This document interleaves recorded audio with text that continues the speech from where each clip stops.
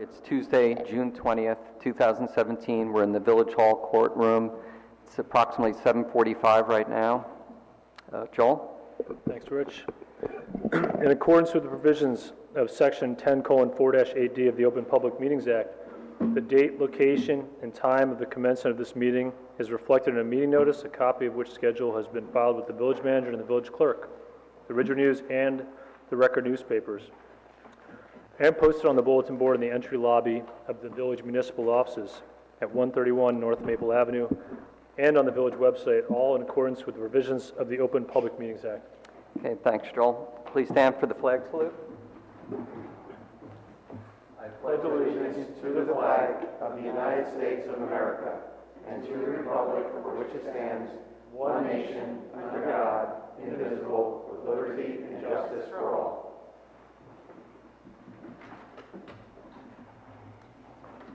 Michael, roll call. Mayor Knutson. Here. Councilman Voigt. Here. Mr. Torrielli. Here. Ms. McWilliams. Here. Mr. Schreibner. Here. Mr. Joel. Here. Ms. Altano. Here. Ms. Patiri. Here. Mr. Giordano. Ms. Bartow. Okay, thanks, Michael. All right, our first item will be public comments on topics not pending before the board. Is there anyone from the public that would like to make a comment? Okay, seeing there's none, we'll move on to the next item. Do we have any committee, commission, or professional updates for non-agenda topics? To my right? Anything to my left? Okay, no updates. Michael, do we have any correspondence received by the board? Yes, we do. We received 2 emails from the board attorney. One was the resolution for 240 Associates, and the other was a legal memorandum.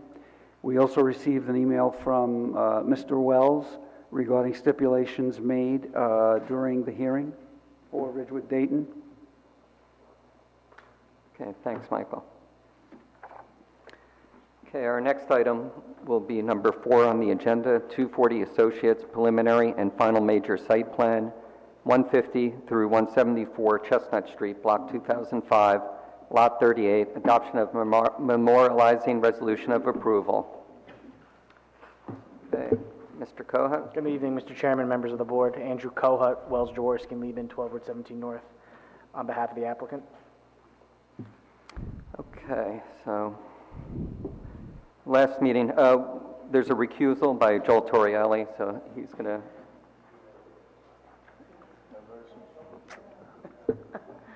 Okay, he stepped down.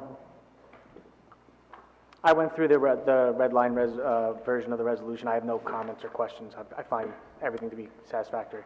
Okay. All right, we'll start down on... Did everyone have a chance to review the revised resolution? Okay. Dave, did you have any comments on it? No comments. Jeff? Nope. Susan? Yes, I just wanted to review one item, and I see our village engineer is back, so I'm glad about that. I know we have the $5,000 fee per sewer hookup per unit. And we just fixed the audio. Sorry. We didn't do such a good job. Okay. There is a stipulation for the $5,000 per unit sewage fee, correct? It's a connection fee per dwelling unit. You're correct, Mayor. So, and I know that at one point we discussed the pipes below ground waste treatment, the wastewater pipes, the size of those pipes and whether or not those would have to be replaced. And I just kind of wanted to go through that exercise with you again. Do we know what the size of those pipes and how big they need to be? And go ahead. Well, I'd have to refer to my memo from 2013 where I took a look at all the 4 multifamily housing sites, and I don't believe there were any issues with the Chestnut Village location. Okay. The Ken Smith one, they are currently monitoring the flows, and I should get a report from them shortly to see how the capacity is existing, and then we'll look at it in relationship to propose the additional flow from the development. Okay. Okay. Chris, I believe on page 29, paragraph 17, I believe that you put this together with me. The applicant will work with the village engineer to determine whether a DEP treatment works approval applications for sewer connection extension is required, and applicant agrees to perform site studies on existing sanitary sewer system for the village engineer. Yeah. So if there's anything that's needed, they agree to do it, and then any determinations, they have to follow your direction. That's correct. Okay, great. That's it. Andrew, no objection? Very good. Thank you. Anything else? No, that's it. Okay. Melanie? Debbie? Isabella? Well, you weren't. Okay. I just have, it's very small. It's on page 16, and on the second line, it just is also going to put a crosswalk. And I think in John Jar's report, it was saying it was going to put in crosswalks, meaning doing crosswalking the whole area there. Which letter is that, or? That would be 7. Wait, H. And it carries over to the next page. It's 15, it's H, and then it carries over on the page 16. Page 16, it's letter H on page 15. I think what that testimony was just concerning Robinson Lane. Again, this was reciting testimony of your engineer and him questioning Mr. Troutman, and Mr. Troutman just indicated that that there would be a crosswalk put at the intersection of Robinson Lane and Chestnut, and Chris may be able to point to it directly. I know there's another stipulation in here concerning what Mr. Chairman, what you brought up about if we're able to put in crosswalks along the street at other locations, we will do so. Well, that would be page 21, paragraph 3. It says applicant will build a crosswalk across Chestnut Street at the corner of Robinson Lane. And I believe, Mr. Jar, wasn't your recommendation that it be all crosswalked? Yes. Around? Yeah. I believe the applicant agreed to all the crosswalks at that location. Yeah, because it says a crosswalk. Yeah, so- if you look at page, under the heading pedestrian safety circulation, number 8. Right. I think that's what you're referring to, right, Mr. Chairman? It's on 23. Crosswalks along Robinson, Chestnut, Oak Street, Franklin Avenue, heated vinyl. Into the microphone. Number 8 says, at the time of construction, applicant shall stripe all crosswalks along Robinson Lane, Chestnut Street, Oak Street, and Franklin Avenue with heated vinyl material called thermoplastic to village specifications. Future maintenance of the striping will be the responsibility of the village. Well, that's mentioned in a bunch of the crosswalks, but I'm talking specifically about Chestnut Street and Robinson Lane. I don't think it's just one crosswalk coming across where it says a crosswalk. I think it was going to be crosswalked around that whole thing there. Is that right, John? That you had in your report? So it's saying when it should really be with an S on it. That's fine. Okay. That's fine. Is that, Mr. Chair, paragraph 3 on page 22? Yeah. Applicant will build a crosswalk? Build crosswalks. Will build crosswalks across Yep. Chestnut Street at the corner of Robinson Lane? It'll be at the intersection, I guess. Would that be a better way to say it, John? Yes. Yeah. Okay. Applicant will That's build... not a problem. I misunderstood what you were saying, Yep, Mr. Chairman. okay. Applicant will build crosswalks across At intersection Intersection of Robinson? of Chestnut and Robinson. Just strike the across as well? Yeah, just so that it's not an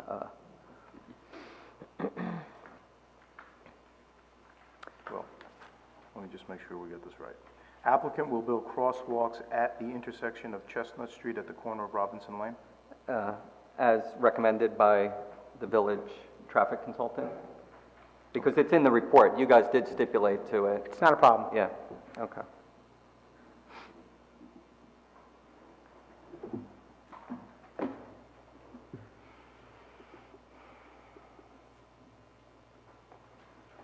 And let's see.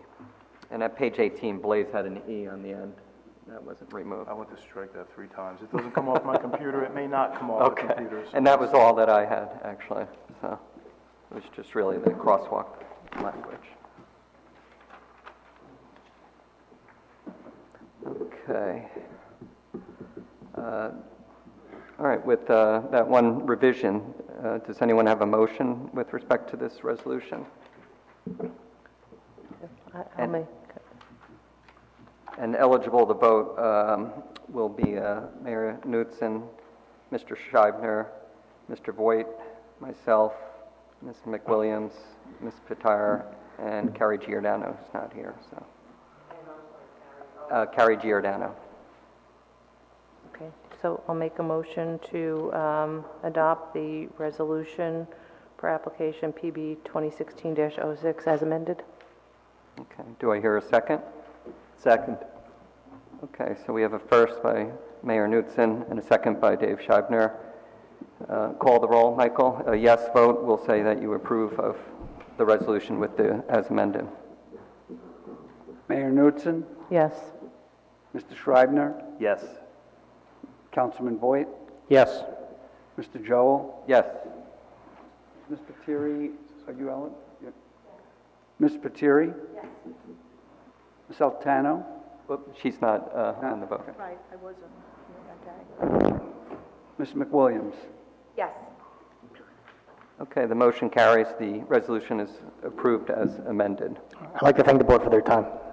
Okay, thank you very much.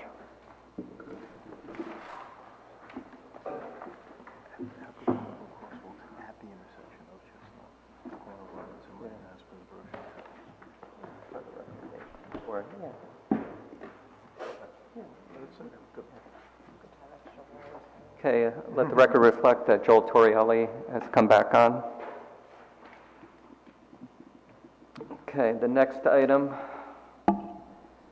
will be the Ridgewood Dayton preliminary and final major site plan, 100/152 South Broad Street, blocks 3707/3905, lots 5.01/1.01. Public hearing continued from May to 2017 without prejudice to the board. Thank you.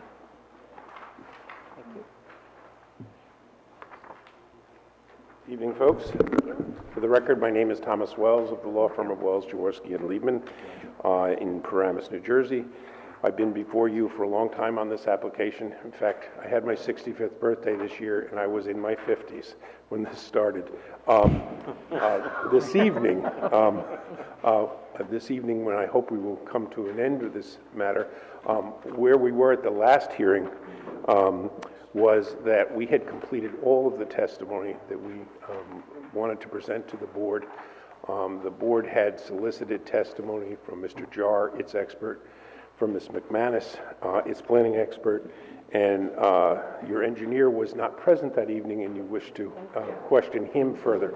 So I believe what's in order would be his direct testimony, any cross, any questions from anybody, and then perhaps any statements that wanted to be made from the public, and then it would be my time to do a closing argument, and then I think we're done. Okay. So that's where we are now, unless there are questions of me. What Mr. Cohen is handing out to you, you know from the past that it's my practice to try to make it easier. So you have a couple things in front of you. One is an exhibit list with all of the exhibits. There are two that have been added this evening. One is a copy of our stipulations, which provide no real surprises. They're stipulations that we had talked to you about at the last hearing, and in addition, those stipulations that were added at the last hearing. I'll talk about them a little bit more in the closing. They're 21 in number. The other thing that's there is that list of exhibits themselves, and I have added our stipulations as the A23, and I've, again, as I have in the past, I've taken the liberty, and you certainly don't have to do it, but Mr. Martin had submitted a legal memorandum to the board that I received a copy of this morning, so I took the liberty of marking that as BD7, assuming that that would be a board exhibit. If you're not going to put it in the record, I certainly will. So I would like to have those two documents put in the record as A23 and BD7, if possible. Mr. Wells, on mine, it's BD7, and I think there was one change on the first page that the applicant stipulates that the one variance was not, you're not looking for. What was that? Well, really what happened is in the very first hearing back in September of 2016, Mr. Branchow had raised a variance with respect to stucco on the rear of the, or the lack of stucco on the rear of the retaining wall as it faced the railroad tracks. And although we didn't really feel that that was terribly necessary, rather than have a variance for that, we stipulated then, and it is literally number one on the list. It was stipulated within the first few minutes of the first hearing. So we eliminated that variance. So there is only one variance that remains pending with respect to this application. Which is the steep slope, correct? Yes, which I'll re-explain as you heard in testimony. We also dispute, we don't believe it's correctly listed as a variance, but we alternatively explained why we didn't believe it was a variance, and then also presented the necessary criteria under C2 to justify the variance should it be determined to be a variance. So, but that's the only one that exists. Okay. All right, well, I guess we'll proceed with Chris Rudishauser with his testimony to pick up where we left off. Hey, Mr. Rudishauser, just for the record, swear to tell the truth, the whole truth, and nothing but the truth, so help you God. Yes, I do. Okay, and you are a professional engineer, and you're in fact the Village of Ridgewood engineer, correct? That is correct. Okay, do you stipulate to the Mr. Rudishauser as a professional engineer for this purpose? Thank you. Go ahead, Chris. Good evening, members of the board. I'm going to basically go over the items that I believe were not addressed at the May 2nd meeting that apparently I was not in attendance at from my September 6, 2016 review of the submitted materials. I see a number of the items that I had in my memo have been addressed. A couple other ones may still be up in the air. I'd like to see if we can get some clarification on them. Starting on the second page on the site plan, comment I made is that the South Broad along the proposed buildings and no stopping or standing zone. All right, the first comment on the site plan for South Broad Street along the front of the proposed building is currently a no stopping or standing zone. Just want to confirm if the applicant is going to seek any kind of change of that or to permit parking. Excuse me?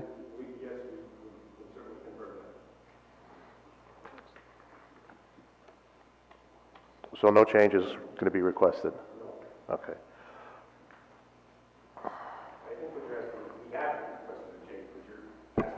Yeah, I'm asking. Yeah, I don't know if you would be considering any kind of change in the current parking along the street there. Really, honestly, that is actually a matter of the mayor and council to consider. That us, we won't be requesting that of the mayor and council.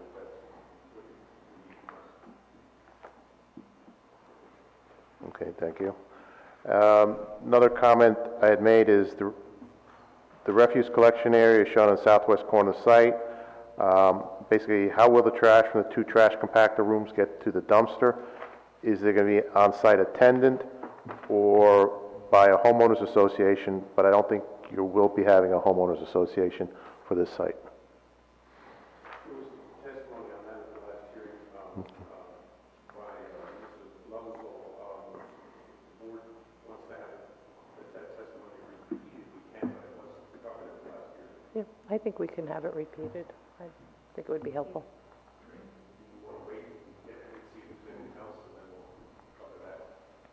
Well, I can always look through the transcripts. Well, I think they'll be... Mm-hmm. And then I guess Mr. Leventhal also addressed the under parking areas. I made a comment that did not... Mr. Leventhal addressed I don't know if he addressed the under building parking areas, because I made a comment that they do not appear to have any garbage cans, and I asked if any were proposed. Again, who would service them?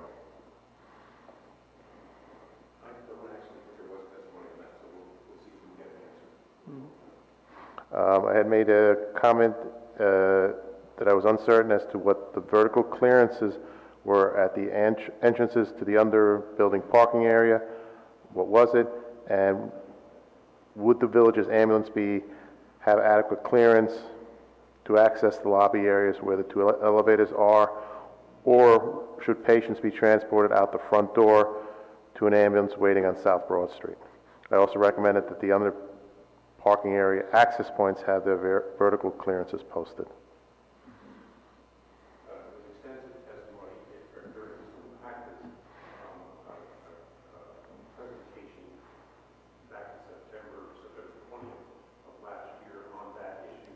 He also presented a letter from emergency services people here in Ridgewood indicating that it was not their practice to ever put an ambulance under the building, and he testified that it was not our intention to do that, and that there was presented by several witnesses that it would be totally appropriate for ambulance to service the building from the rear. Can you pull your microphone just down closer to your mouth? Thank you, sorry. I'm sorry. That's okay, no, I'm having a hard time My hearing voice you. that carries a lot that I No, didn't- I'm sorry, thank you. Sorry. I just have a question, and I don't mean to interrupt, but how many buildings do we presently have when the EMT would respond and say, or send a letter stating that they wouldn't make it a practice of going into a garage like this to transport a patient? How many buildings do we even have in Ridgewood that would have that type of a scenario occur? There I know are there's a there are couple, several. but those are office buildings. How many are actually residential? Actually, a big office building that has a lot of ambulance calls would be 1200 East Ridgewood Avenue. 1200 East Ridgewood Avenue is a building that has a lot of ambulance calls because it is medical offices owned by Valley Hospital, and they do have some under the building parking, not through parking, but they do have parking underneath portions of the buildings. I think my question is, how many residential buildings do we have? I mean, this is a little bit of a unknown territory, so I'm just kind of wondering out loud here, because the EMT sending a letter like that, I would imagine that, did they contemplate it as a residential building? It's a little bit different. I think it depends how it's looked at. This project proposes relatively open under building parking.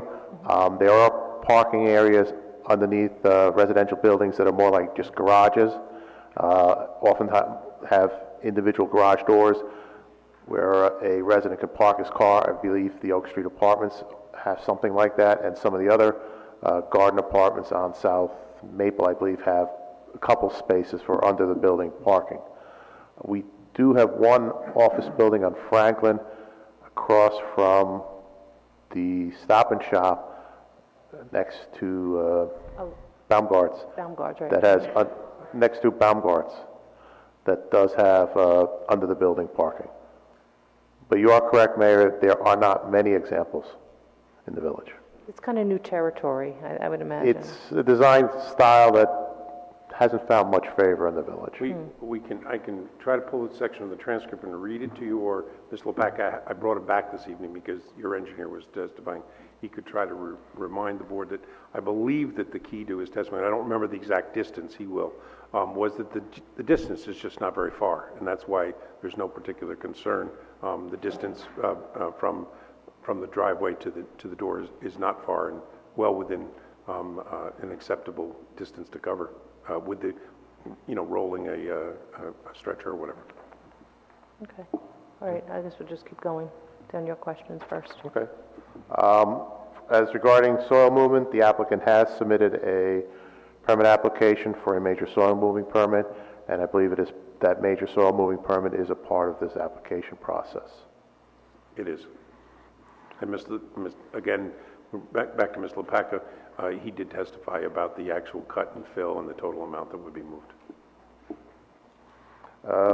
Regarding the sanitary sewer services, the Village of Ridgewood collection system will service the development. There's a connection fee of $5,000 per dwelling unit that will be required to be paid to the village.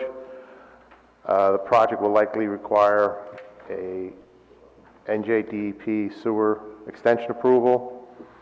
The village will obviously work with the applicant's professionals in processing that. Given the age of the village's sewer system, we're going to request the applicant provide anticipated flows with peaking times from the development. The flow volumes and peaking times will have to be carefully examined, particularly under wet weather conditions, with the available capacity in the receiving mains from the site all the way down to the 30-inch diameter trunk main. And again, I refer to my February 2013 memorandum on sewer capacities. I made a minor technical item is the sewer connection in Broad Street should be done in accordance with village. Broad Street should be done in accordance with the village standards, and we recommend the connection be made with a manhole rather than a Y. We recommend detectable warning tape be utilized in all utility trenches to assist in locating them in the future, and that's it. I would say that we agree with absolutely everything he suggested. In passing, I would mention, since we have members of the governing body here, that even I didn't realize you had a $5,000 per unit connection fee, which is outrageous, since it's over $200,000 in this case, and that's essentially to cover administrative costs as opposed to new sewers and so forth. But it is in the ordinance, and so I pointed out to the applicant that it exists, and he was duly shocked, but it's there. So that's a real boon. Okay. Dave, did you have any questions for Chris?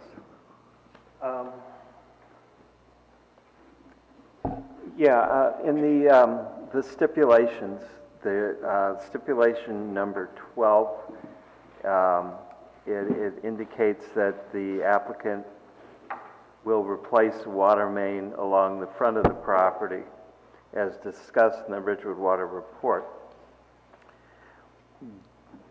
As an engineer, would increasing the size of the main just in front of the property make an appreciable difference in the flow characteristics? Not necessarily. I am not familiar with the condition of the water main in that location.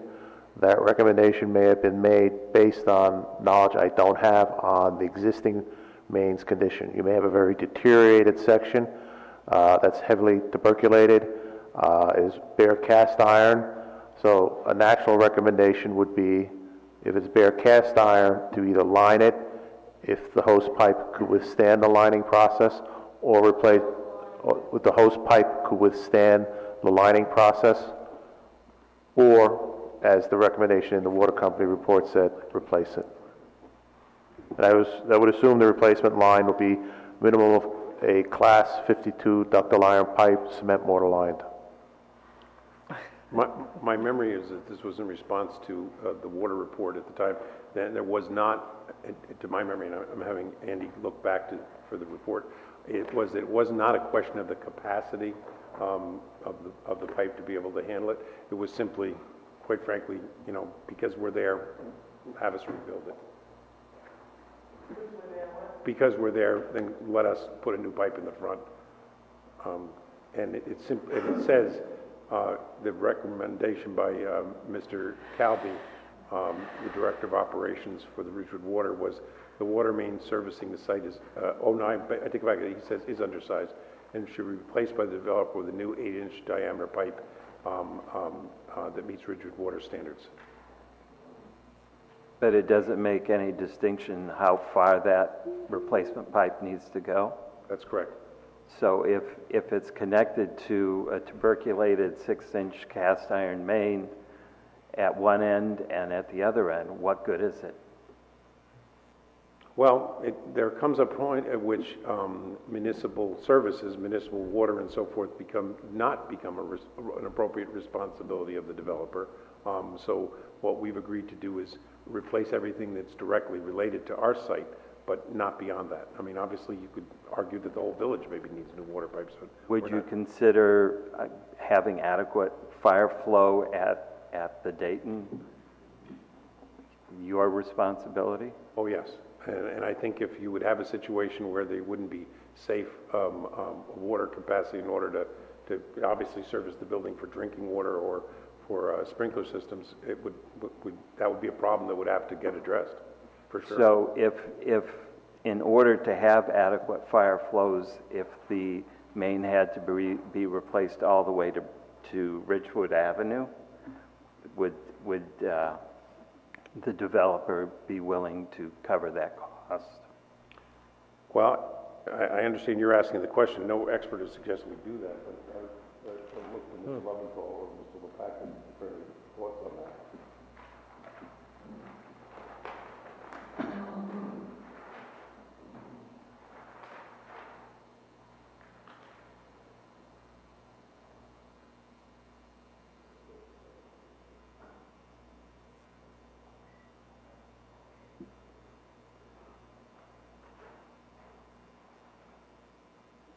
I think the question is, just so that we understand, it's if it's not, it doesn't have sufficient capacity in order to allow safe water at our property, would we consider doing it? We would have to do something. Yeah, and I think the answer is yes, we would, because proper capacity. Yeah, because we need that capacity. Right. Yeah, that might even be preempted by the state, so, you know. I don't think it's a matter of state law, but it would certainly be a matter of code, you know, in other words, you have to have appropriate water in the building, so, yes, the answer is yes.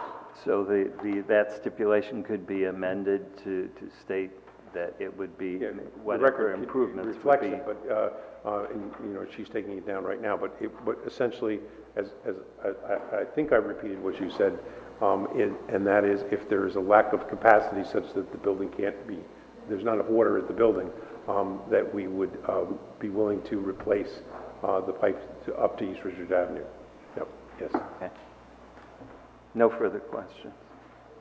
Okay, Jeff? Yeah, they relate to the stipulations. Number 8, and I guess the applicant and Chris can probably answer these. Trucking snow from property during large snow. I don't know what the definition of a large snowstorm is. Well, Mr. Leventhal actually explained this in addition to Mr. LePaca, but it's a snowstorm such that management determines that it cannot clear the snow. And that's going to happen almost a snowstorm of any real size is likely to cause that event here because there's not a lot of on-site storage for snow on the site. So it's not a particular number of inches or whatever. It's whenever management can't get the parking lot clear without moving the snow off-site, that's what they do. So is that the stipulation, is that if the parking lot cannot be cleared, then you would truck the snow? Right. Is that right? Yeah. Okay, would you be able to just say that in the... Sure. Again, it's in the record, but yeah. yes. Okay, good. Yeah. The parking lot and the driveways, you know, essentially the macadam area that needs to be appropriate. You know. Okay, good. Number 15, in milling and paving the full width of South Broad Street. I'm assuming, Chris, you had mentioned this is going to be in conjunction with the village repaving all of South Broad Street, so it's not just we do one... Yeah. Yeah, you mentioned that you will be repaving the full length of South Broad Street, so this would be done in conjunction with that, is that correct? Yes, we would. We'd use our publicly bid contract if it's satisfactory to the applicant, and they would just pay the cost for that section that they stipulated in front of their site. Okay. Number 19, and this relates to the fair share of the sewer line.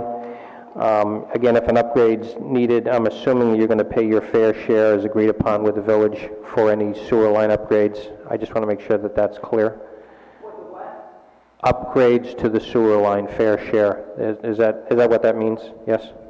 No, I don't. I have to think back about that. But what all this was there was some question about. Chris, you can help me, but the sewer line, whether it needed to be examined underneath or something, and you wanted us to confirm that we would do that, so that we would make sure there was enough capacity for flow. That is correct. I'd like to see that there's adequate capacity for the anticipated flow from the development in the existing line. If there is not, we'll have to investigate what kind of upgrades would be necessary to provide the capacity. And again, obviously, we need the toilets to work. Understood. So if it doesn't have the capacity, we're going to do whatever we need to do. All right. Can I add that in?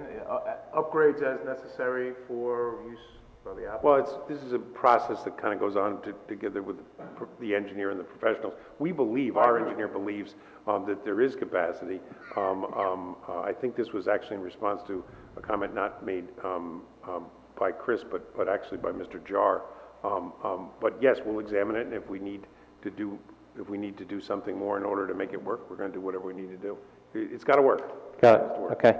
And I'm not sure this is part of the stipulations or not, and this was discussed before, but it has to do with a right-of-way for New Jersey Transit on your property. Is there a right-of-way? Do you know?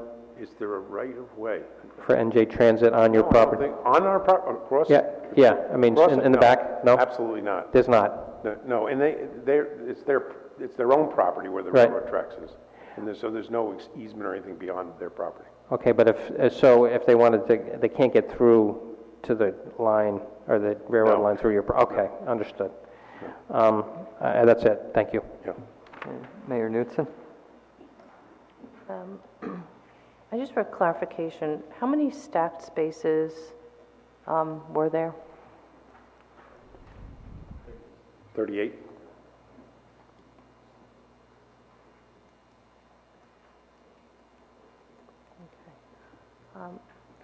I just wanted to go back to the parking lot a moment, and it goes to our engineer's comments. Chris, could you just go back to that under-building parking area trash collection and restate your question so that maybe somebody would be kind enough to answer it? He had asked that question and the question with respect to the garbage cans under, and I was going to let one of them answer that question. Yeah, because it relates to this Yeah, stacked so maybe we can do parking, that so now. maybe if you didn't mind. We're back to Mr. Lowenthal. Well, garbage cans underneath, and then also, Can you want to just come on up to the microphone? I believe I testified previously that we would put trash cans underneath the building in the parking lot along where we would expect the most pedestrian traffic. And that'd probably be at the entrances to the building underneath. And I also said that maintenance employees would carry the trash, the refuse, from the compactor room in the building to the dumpster. and then Mr. Lowenthal, if you want to, he elaborated more substantially in terms of exactly how trash and recycling would be handled. That was at the last hearing, but maybe you could just remind him. Sure. Scott Loventhal, Loventhal. Good evening, members of the board, once again. And I haven't said so, but for the record, both of these witnesses were previously sworn. And remain, so yeah. You have to tell the truth, Scott. Yes. And Mr. LaPaca, too. Yes. Only lawyers don't get sworn. We're not sworn. At the last meeting, I believe, just to reiterate what our civil engineer just indicated, our maintenance staff would be moving our compactors that are under the building, our compact disposal containers, based on the schedule of the refuse company. We'll be moving those often directly to the vehicles as they come. We often find that the refuse... they will be moving the refuse containers as the refuse company enters the site. We'll be on a normal schedule, and we'll be removing them often directly to those sanitation rigs, private disposal here. We often find that the trash enclosure is used for overflow. We generally compact the trash under the building. It comes down the chutes, it's compacted, it's put in 2 to 4 yard containers, and then those containers by on-site maintenance staff are moved either directly to the refuse vehicles or to the refuse enclosure in the parking area. Second, I had indicated that I had spoken with and received communication. While I can't find the letter, I put it on the record last time. I had met with, spoken to your sanitation and your recycling coordinators to ensure this board that we will be meeting all of the obligations with regard to refuse disposal, as well as with regard to recycling materials being disposed of in accordance with the village's ordinances. Okay.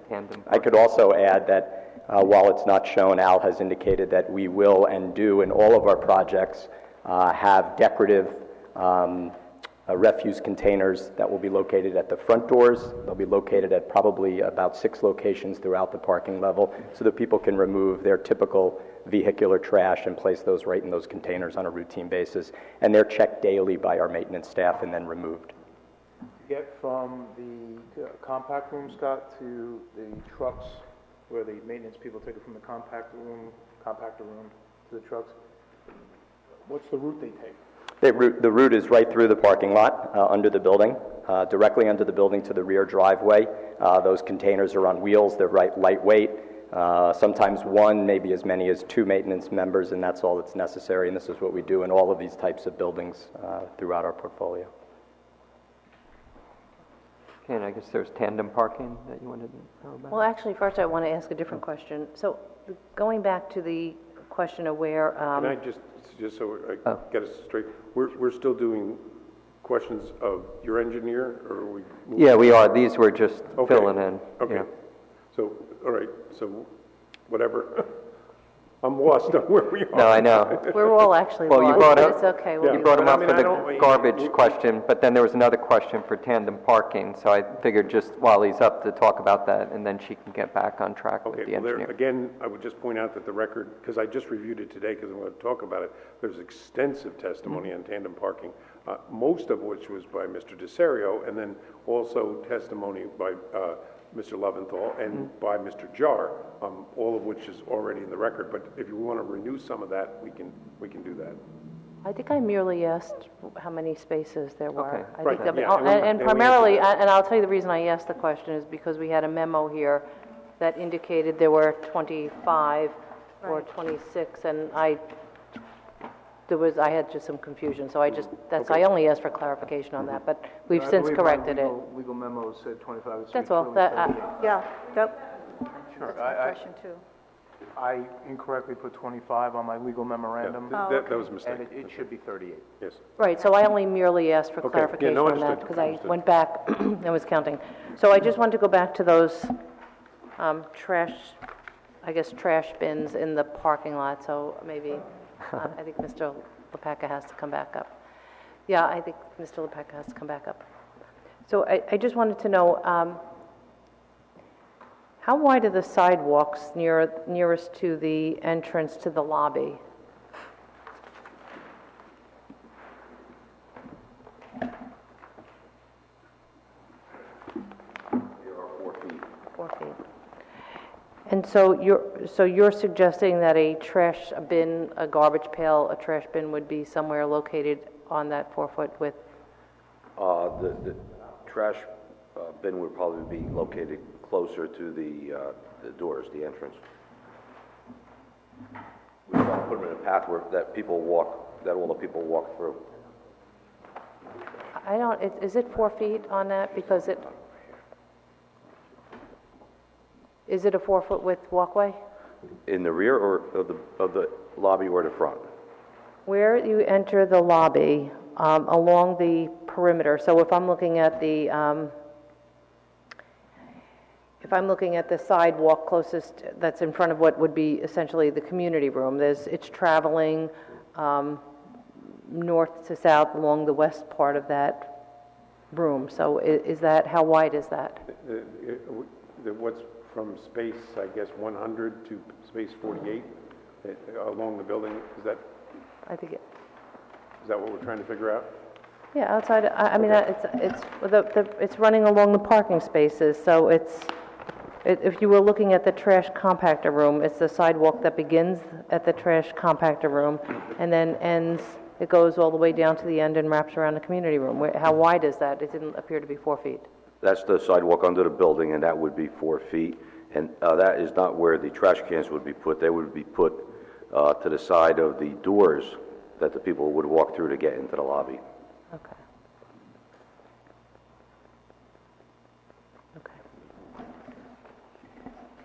All right, I have no other questions right now. Okay. Melanie, any questions for Chris?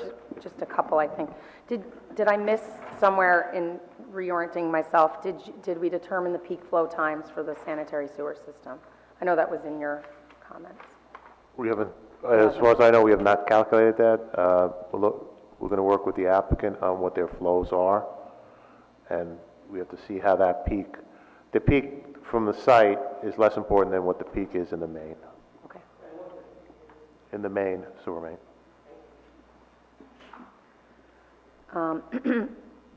I'm not sure if this would be, I think this is for you, but we had determined that the elevator size needed to be changed to accommodate the stretcher, horizontally laying stretcher.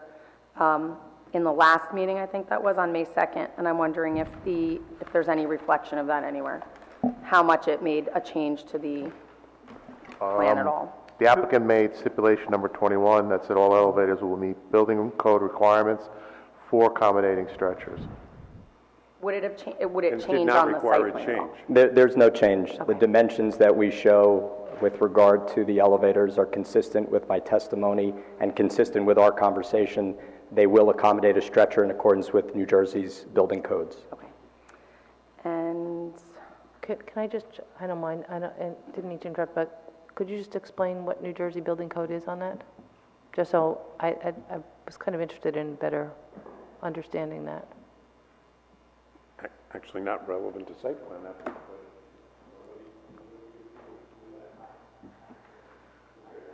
We'll give it a try.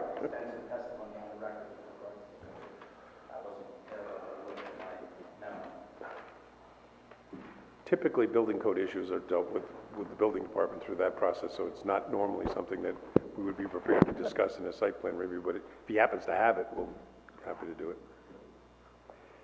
so I have it as the elevator car shall be of such a size and arrangement to accommodate a 24-inch by 84-inch ambulance stretcher in the horizontal open position and shall be identified by the international symbol for emergency medical services. In newly constructed multiple dwellings, when an elevator is installed in any newly constructed multiple dwelling, multiple dwellings, when an elevator is installed in any newly constructed multiple dwelling, regardless of height, the elevator shall meet the dimensional requirements listed above. I think that's what you read last time, but can you tell me what you're reading from? So I actually will have to go back and pull it specifically up, but it was the New Jersey Building Code, and it's section 3002.4. So I'll have to find you the specific exact website. You probably don't have to, because what we've said repeatedly is we're going to meet the building code. So if you're correctly, I don't have the building code in front of me. I was more asking, would it require any change to the plan at all, and did it, and if it did, No, was it didn't. listed? But Okay. yeah. Yeah, the detail that I read from was providing, I had a catalog cut from an elevator that we use routinely that meets code. It's made by Kone, which is spelled Kone. They have an elevator that's used in residential buildings that meets New Jersey's building code as it relates to accommodating stretchers. Those are the elevators that were shown by our architect on the drawing. Okay, thank you. My last, it was just a small question. I only thought of it due to recent conversation. We recently in town changed our refuse containers throughout the village to a clear container for safety reasons, and I'm not sure if that was a village ordinance. Is that something that we would ask of any applicants within their facilities? So I don't know if that's a question for the governing curious. body or That's Chris. Chris. Okay. Yeah. We adopted a clear trash container as a part of a police department security initiative. They're the same type of containers that New Jersey Transit uses on their platforms. There is currently no obligation in our ordinances for a private development such as this to employ those. We employ them mostly because we're concerned about areas that may have a concentration of people. In the parks, on East Ridgewood Avenue, that's where we did the initial rollout. Okay. That's all I have. Thanks. Okay, Debbie? Yeah, Chris, I have one question. Sure. The current code or ordinance for new building, the sidewalk to the street, because they said it was 4 feet from the sidewalk to the front door. Is that the current ordinance, is 4 feet? There isn't really an ordinance, it just has to meet the ADA standards, and 4 feet is adequate for a wheelchair. Almost as critical, besides width, is the slope, and they've indicated on the plans. Yeah, I know you did. Almost as critical for the sidewalk is the slope, so that a wheelchair can easily roll in, and they don't have any steep sections, and they show that on the plans. The base of the building will be 4 feet from the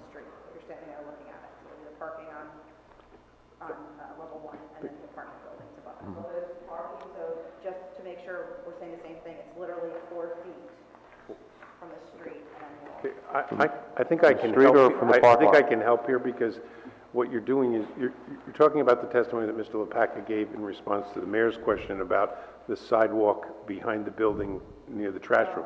You've asked a different question, and the plan shows a 6-foot sidewalk in front of the building. So even though code would be 4 feet, we have a considerably bigger sidewalk in the front. So 6 feet in the front of the building. Yes.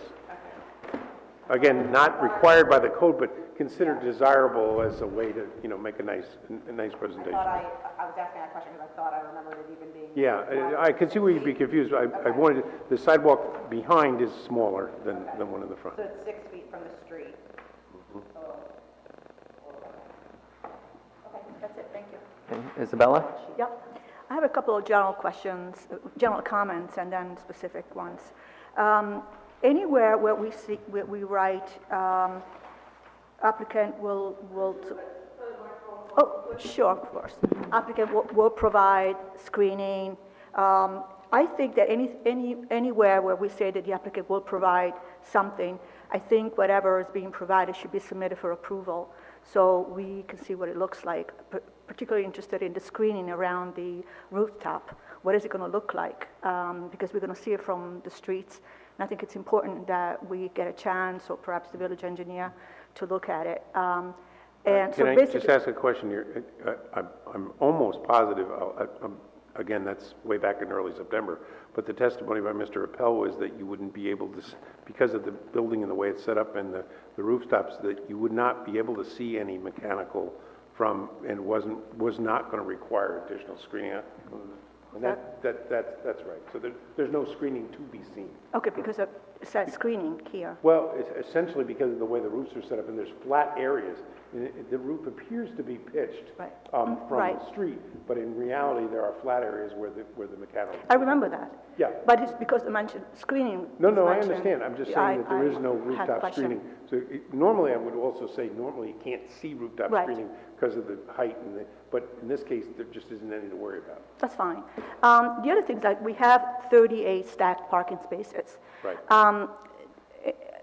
Stacked parking spaces always make me nervous, and because to me they indicate the fact that the site is too small for the parking spaces. That's why we go to the stack. That's not the testimony of any of the experts. No, I understand, but what I'm saying, if you had the extra space, I'm not saying this in a negative way, but if you had the extra space on the site, we would place the spots where they should be.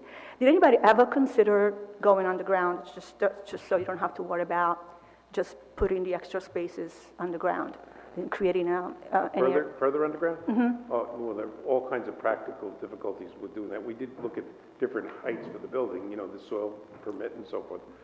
But I think the reality is, as all the experts have testified, while stacked parking may be in a sense less desirable, or tandem parking works in other locations, and because the spaces, as was the testimony is, in all cases are the second space for a person with a single unit.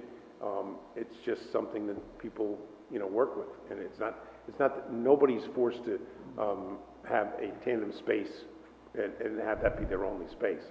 It's 2 spaces for 1 unit, and they're happy to have the second space. Plus the other, again, I'm repeating a lot of testimony that was given, but there are a substantial number of free spaces here that are not assigned. I can't remember the number right now, but so that even if they found a little difficulty, they have other places they can park and so forth. It works, essentially, is what If I may, to address that, in addition to the testimony that was provided by our traffic engineer regarding tandem spaces, I provided extensive testimony regarding our experience with tandem spaces. We provide them in all of our buildings. Not all. Many of our new buildings are designed with tandem spaces. I do not agree that they're less desirable. I actually believe they are desirable from a number of circumstances. They provide less impervious surface. They allow control from one unit to have 2 parking spaces just like they would in a residential driveway. And our residents find those tandem spaces to be desirable. And they have an option whether they choose a tandem space or not. They are both assigned to the same unit, as we described, so the 19 pairs of tandem spaces would be assigned to 1 unit per tandem space. And then that unit has the opportunity to park just like they would in a residential driveway. So I didn't provide any testimony that they're less desirable. I think there's many nice attributes and good attributes with regard to the tandem spaces. And I also provided testimony to indicate that in my management experience, we've had absolutely no incidents regarding those tandem spaces as it relates to safety. Well, that makes me happy. But to that point, Mr. Lowenthal, how do you plan to dedicate and designate those stacked parking to the same unit? Are any of those units going to be affordable units? I mean, how do you decide that? No, we actually provided extensive testimony, and in our traffic report, we have a chart that's Table 3, which is the parking assignment summary. Dan Desario testified to it, and then I followed up.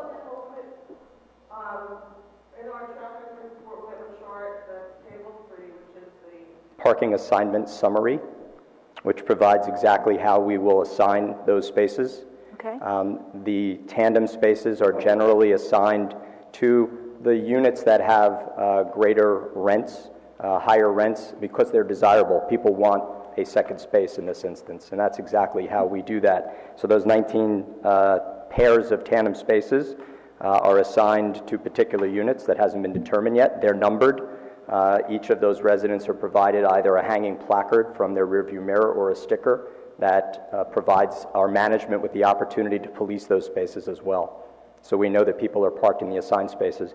There then are, as Tom alluded to, we have 53 unassigned spaces. Those unassigned spaces, based on the count, are available for both residents and visitors as well. So the resident that wants to move his car can go to an unassigned space, and that's why there is appropriate parking on the site. Okay, thank you. I have You're welcome. Another question. Yes. Number 8, applicant will truck snow from property during large snowstorms. Applicants will truck snow from property during large snowstorms. Where will the snow be? We will be contracting with a third-party contractor, and generally the snow is removed in large tandem dump trucks, and they're taken to quarries and facilities where rock is processed and where snow can melt, open areas. So we will be, as we do in a number of our developments, we contract with a third party, and they're on a contract, and when management deems, as Councilman Boyd indicated, that the appropriate width of our drive aisles are compromised, or all of the parking spaces that are on site are compromised, then we move to removing that snow to off-site locations. Okay, I just want to make sure it's not the village. No. Okay, good. And I always thought it was it was in the front yard of anybody who votes no on any application where I represent the applicant. Thank you. That's a joke, I hope. Yeah, that was a joke. And all snow stays on site too, so if they can't keep it on site cleared, they have to take it away. We generally find it's usually in late February when you've had multiple snows in a row. Normally our sites, based on how the dimensions are set up under the RSIS, the dimensions are there with regard to locations where snow generally up to generally 10 to 12 inches of snow where you have no issues at all. It's when there's multiple storms in a row where you then really lose places where you can place the snow, in the typical places where you'd place snow, in islands, grass areas, things along the line, like you see in any shopping centers or any other developments of this type. Noted. And one more point. I don't know if this should be point 22. And I know the transformer was located on the site. Since we are talking about the site, should there be an indication what should be done with the transformer? How should the transformer be protected? I could tell you that we have no say, just like any other applicant in this village regarding transformers. We show them on a plan. They will locate them there, but then the local utility authority, the electric company, needs appropriate code clearances around those transformers. So sometimes we have an opportunity for some limited screening and plantings, and we would do that in coordination with the utility company, not unlike any other location where a new transformer is placed throughout the village. Okay. Chris, this is what happens normally? PSE&G is going to pretty much tell them where they're going to get their power feed, and they're going to have to make it look as attractive as possible. Okay. Thank you, Mr. Lowenthal. You're welcome. Thank you, Chris. Torielli? No questions for Chris. Okay, I have no questions either. Does the applicant have any questions of Mr. Rudehauser? I do not. Okay, does the public have any questions for Mr. Rudehauser? Okay. All right, we're finished with Mr. Rotehauser. All right, our next, did you have questions for the engineer? If there are questions related to the topics discussed tonight, do they have to be specifically related to Mr. Ridgewood? Well, it was his, but since we did bring the people, is it Mr. Leventhal and Mr. Lepaka that you had questions? You know, I didn't track exactly who was speaking when, but it's just related to questions and answers tonight, if it's possible to ask questions. Yeah, just state your name for the record. Okay, great. Dave Sloman, 36 Heights Road. Sure. S-L-O-M-I-N. Yes, N is in 36 Heights Road. I expect I'll be getting a lot of snow piled in front of my house. One of the discussions tonight and questions and answers was related to the cost of the sewer replacement, so I guess it is in engineering. It seems clear that the application causes the necessitation of additional off-site improvements to be required. I think I and many residents, and I from what I heard tonight, would argue that these are the direct impact of the development, as they were not necessarily triggered before. If you take a 6-inch pipe and hook it up to a 4-inch pipe at both ends, what happens when you get out of it? Can you phrase it as a question? We will have public comment.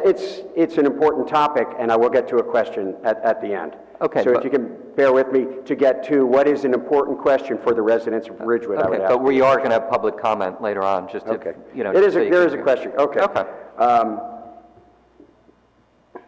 I guess the first question, and I'll bring this up later during public comment, is what exactly are the costs of this? Do we know the costs? Do you, the board, know the costs? Have you been presented with the costs? In Ridgewood's ordinances, it is required that you ascertain what the costs are before you can determine how to go forward.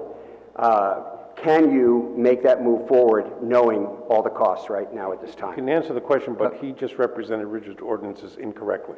Okay. There is no ordinance that states as the... All right, Chris, he's concerned about the cost. Can you address? At this time, no cost estimating has been done on any improvements that may be necessary. There's a number of techniques that can be considered, again, depending on the nature of the improvements that would be necessary. You can line the pipe to increase or reduce the friction in it. You can burst the pipe and put a larger pipe in. There's a lot of different technologies. Most of them are in situ type, in situ, so that you have a minimal disturbance of the ground. We would not want to go to a trenching and putting a new pipe. We'd want to work with the existing pipes. And again, until we have a firm handle on the flows, our capacity, and if there is any need for increasing that capacity, we'll address it at that time, and also look at different technologies. It would be unfair to the village or the applicant to stipulate a technology at this time when there could be possibly a lower cost, more efficient one down the road. Okay, go ahead. Then who is responsible for those costs if it is down the road? I believe that would be something that's going to be stipulated in either the developer's agreement or in any resolution of approval from the board. And as I'm sure you heard a few minutes ago, Mr. Sloman, in response to the board questions, we indicated that if there was any inability to have proper sewer capacity or water capacity and it was deficient, that we would do whatever was necessary in order to work with the village to make that happen. So I think it's been covered. And I appreciate that, but just, I guess my concern is... We can't tell in advance what it's going to be. I guess, and I appreciate you making that offer, but just to be, for complete clarity's sake, as one who is going to be paying the taxes related to any work that has to be done, as you said, you can do whatever you can. You're going to pay a lot of taxes here too, so you're not the only taxpayer. No, I didn't make that indication that I was the only taxpayer. You indicated that you were... That I am a taxpayer, and it will inure to me to cover any shortfalls, as well as everybody else in Ridgewood, as a whole, as a public body, not me personally, hopefully not. But I just want clarity on, you said, and I did note that Mr. Wells said, we'll do what we can to make it work, it's got to work. Where the clarity I'm looking for is when you say we'll do what we can, what does that, what we can, what you can do financially, what you are willing to do fiscally, municipally, will you commit to making us whole on any improvements? I'm going to object, if Mr. Loventhal can try, but this has been asked and answered several times. It has, but Mr. Loventhal came up, and I guess he'll just respond, so hopefully we can just get the question done. Yes, I simply can answer that as an applicant, we will do what is required in order to bring the appropriate services to our project. Could I ask a really stupid question? So let's assume that the sewer system costs $5 million, okay, just to fix. To fix it, okay. Well, obviously that's not. No, it may cost a fair amount of money, I would guess. And you agree to, and I'm going to make up a number, okay, 20% of that. So you would pay the million. You would agree to pay that $1 million. No, in reality, what your hypothetical is not based in reality. In reality, if it started to cost many millions of dollars to do a sewer connection here, probably to the great misfortune of the village, because it would be a serious problem throughout the village, including on this site. And you may not build a building if it starts to become a stratospheric cost. Councilman, can I answer the question? Sure. Yeah, but can I just interrupt for a second? I think what you're hearing from many folks here, just to make sure we're clear, is that we're concerned, as you guys should be concerned, because you need the toilets to work, right? Is if there is something that's required above and beyond just getting to your property, Mr. Lowenthal, with all due respect, with just getting to your property, because that's what you said earlier, if there are other things that are required to make sure that everything prospers functionally that's outside your property line, I think what you're hearing from testimony from the board members, et cetera, from questions, and from other board members is who's covering that cost? We expect to be treated in the same manner that any applicant that brings an application before this board is treated, and if that includes off-site obligations in order to service this project, which I believe is what you're referring to, then we would be working with your engineer to complete that project. That's correct. And I think that's the question I'm asking, whether it's you or whether If there are ancillary improvements that the village chooses to make in connection with what we would be doing in order to service our property, then of course those costs would not be borne by us. We would be treated like any application that comes before this board with regard to any off-site obligations in order to bring those services that have been described by your engineer to our project. Right. So regardless of the cost, because I'm not going to put a number on it, regardless of the cost, it costs X. You guys are responsible. We're responsible for bringing those facilities to our project in order to service the project. If the municipality chooses to make additional upgrades, that will be, of course, something that may be determined by your village engineer. Chooses to make additional upgrades in connection with those improvements, then certainly you're not seeking my... I feel like we're circling here. No, we're not. Hold on. So let me just, I'm going to give a really silly It is because, as I said before, hold on, let me finish. Okay. There's 3 pipes that connect. One of them is on your property. The other one is off your property, and the other one is off your property, right? But we need these 3 pipes in order to make sure that your toilet's flush.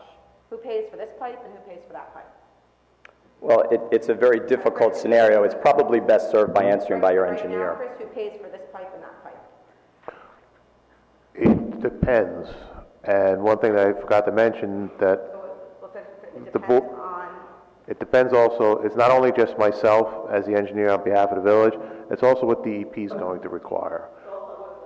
DEP is going to require. In the end, they're the ones that regulate our treatment of wastewater. Their standards are the ones we have to adhere to, we the village, and the applicant also. So while we'll work together to come to a solution, the end decider is often the DEP, because we have to adhere to their criteria and standards so that we do not have a loss of sewage, effluent product, however you want to characterize it. Okay, so down the street, Soap Pastry, one of my favorite places in Ridgewood, right? No. So down the street, Soap Pastry, one of my favorite places in Ridgewood, are they going to be affected by the 3rd pipe? So are they going to have to do a fair share of that pipe improvement? They just replaced their lateral. I'm sorry? They just replaced their sewer lateral. Okay, pretend it's not so. I'm just Well, you asked, they just did. Okay, but then Should any business down the street, down the line? Be impacted, do you know what I'm saying, by this project? How does that work? Well, this project would release a certain amount of effluent. Unless down the street is also increasing their effluent, we will see what effect this project has in the receiving pipe relatively immediately. If So I there's, guess my question is, when in the process does this happen? this happens in the design process, in the permitting process with DEP, in the permitting process with DEP. If this applicant is approved and they move towards construction, that's when flow values will be calculated, pipes will be examined, and as has been stipulated in other resolutions of approval, those conditions are stated therein. I guess, and again, to Mr. Sloman's point, I'm wondering how you expect someone to make a decision on something with blindfolds on, not knowing what it really means. What's it going to cost us ultimately? At this point, we don't know exactly what it means. We don't know exactly what the costs are. Those will be determined as part of the collection system. To that point, I'm sorry, go ahead, you're going to Right, but finish. then it's, okay, we all say yes, then we find out, I'm making it up 6 months down the road from now, it's an X cost, and it's going to hit the village and the taxpayers of the village. It's a problem. It can be, yes. To that point, I want to say, isn't there a specific rule that says it has to do with from the distance to the building? There's a certain distance, if you are within that distance.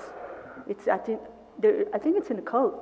Mr. Chairman, can I be heard on this? We have a problem here. Obviously, we all know Mr. Sloman's feelings, and there may be other people who have feelings about this application. We're here before this board for site plan approval. Mm-hmm. There are certain things that are appropriate to be discussed. We're way into things that are not really relevant to site plan. You may be concerned about things, but we're coming up with hypotheticals. What we have is an applicant who has said that they will absolutely meet the code and meet the village responsibilities. That's the testimony. It's been given over and over again. Anything further beyond that is just some kind of, I don't know what we're doing, but it's not appropriate to continue with this. So I'm sorry, but as a member of the public... No, hold on. Point of order. Chris, we can discuss things that are concerns that affect the development and make conditions, so we can consider discussing these items. That's appropriate. Only if the condition that you're discussing is something that you could appropriately put on a site plan approval. And you certainly can't tell an applicant that it has to pay for every conceivable problem in the future, or has to know in advance what all the costs will be. No, I think they're... It's a question of concern. It's a question of safety, just like we've talked about time, traffic lights, and everything else. Slower to the minority. It's a question, or the points here are of safety and of concern. That's what it is. And most of the testimony with respect to traffic and lights and all the things was not appropriate and fair either, as I pointed out at the time. There's still a lot of questions that have not been. Okay. Well, All right. by all means, ask them, and I'm going to keep making this record real clear as to when this board goes outside of what I believe that a court would ultimately conclude you can do. Okay, Mr. Wills, our off-site approval... Again, point of order. Just quiet. You're okay asking those questions. He's okay making the objection. He's just doing his job. Now we'll just get back to Mr. Sloman's questions towards the engineer. Yes, I guess to this, are off-site improvements a valid discussion in an area for questioning related to a site plan? They can be. And again, I go back to my comment about the DEP. The DEP governs how the village collects its wastewater. Approximately 15 years ago, the village was under a sewer connection moratorium at the behest of the DEP. Basically, that meant no restaurant could open up with more than 15 seats until the village made improvements to its wastewater treatment plant. Those improvements were completed in 2005, cost about $18 million, and at that time, the DEP lifted its moratorium. What this has in relationship to this discussion is the DEP is going to weigh in on it, and they will make their determinations, and if they require upgrades and improvements, it's going to be something that the village will have to address. So to that based on this discussion, Mr. Leventhal said, we will do what's required. Mr. Wells said, we will do what we can. My question, as a concerned resident, is what is required if we don't know the cost, we don't know the amount of work, we don't know how extensive. What we do know is we have never had any development of this scale in our village, and we have older systems it is tying into. What I am hearing is we don't know the answers, therefore we don't know the cost. How do we get to a place where residents can be comfortable that this development is not going to negatively impact us when it is these developments that may be triggering more work? Mr. Sloman has asked this question, and it has been answered before. He also entered in, within his question, he testified that there's never been a development of this scale before in the village, which is patently incorrect, and he shouldn't be testifying, and it's incorrect along the way. Okay. We really got to rule this out of order. I'm a questioner. I'm not testifying. It's just a point of order. Just did you say that? It's a point of order. It's getting a little circular now. Just keep it as tight questions to Mr. Rudhauser, and there's going to be public comment that you're going to have, and then you can, expand on certain things. Where else in the village is there a project of this magnitude with this many toilets and foot showers and everything? Where else in the village does something like that exist? You want an example of a Yeah, project? no, I did, because Valley Hospital. Or virtually any, there's so many places And there are that where many. the water and sewer, we can get somebody to do that. It's not relevant again to this matter, not at all relevant, but I think there are many, many examples where the water use and sewer use would far exceed this project. I'm going to sit down, but I would say please don't take, one end user error in my comment, in my question to, derail the entire concern. Is there anyone else that has any questions of Mr. Rudhauser? Yes, engineer. Yep. State your name. Ed Feltzot. Feldsott. 67 Heights Road. And I prefer not to be interrupted by the legal team or developers. Okay, just so my question is, I thought that was out of order. So, you can chuckle all you want. You don't get to make the rules. Anyway, my question for the engineer, and it's a question I asked last time I came up here a few months ago, is has the engineer or any of the members in front of me been to any of the developments the developers have built to check out the quality of their work? Because my parents just moved in to a 55 and older, Four Seasons. Objection testimony. Just phrase the question. So anyway, my question is, have you ever seen any of their other properties? I've driven past the one just off the Garden State Parkway that Mr. Leventhal has testified was under construction numerable times going to Newark Airport and points south. So you have visited existing properties and you have gotten feedback that was not from the resident. My question is, have you visited properties, existing properties, not ones that are being built, but current properties, and gotten feedback from residents of the quality of workmanship that has been done in putting up these units? Objection. Way outside the scope of the direct. It's objectionable. It's a simple question. No testimony with respect to any of this by the engineer. It's a simple question. Chris, can you answer that? I believe I've been into a couple of the developments that Mr. Leventhal had presented, the one in Fairlawn. I have not interrogated residents there as to their satisfaction or dissatisfaction regarding the construction. Okay. Thank you. Okay. That's it. All right. Anyone else have questions?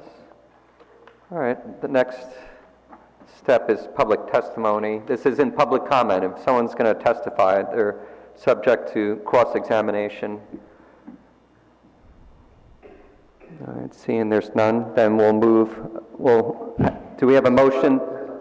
That's public testimony. That's different. Public comment is when, okay. Do we have a motion to open to public comment? I'll make a motion to Second. open to public comment. Okay, Debbie made first the motion to open up, and Joel seconded it. So, okay. Oh, yeah, sure.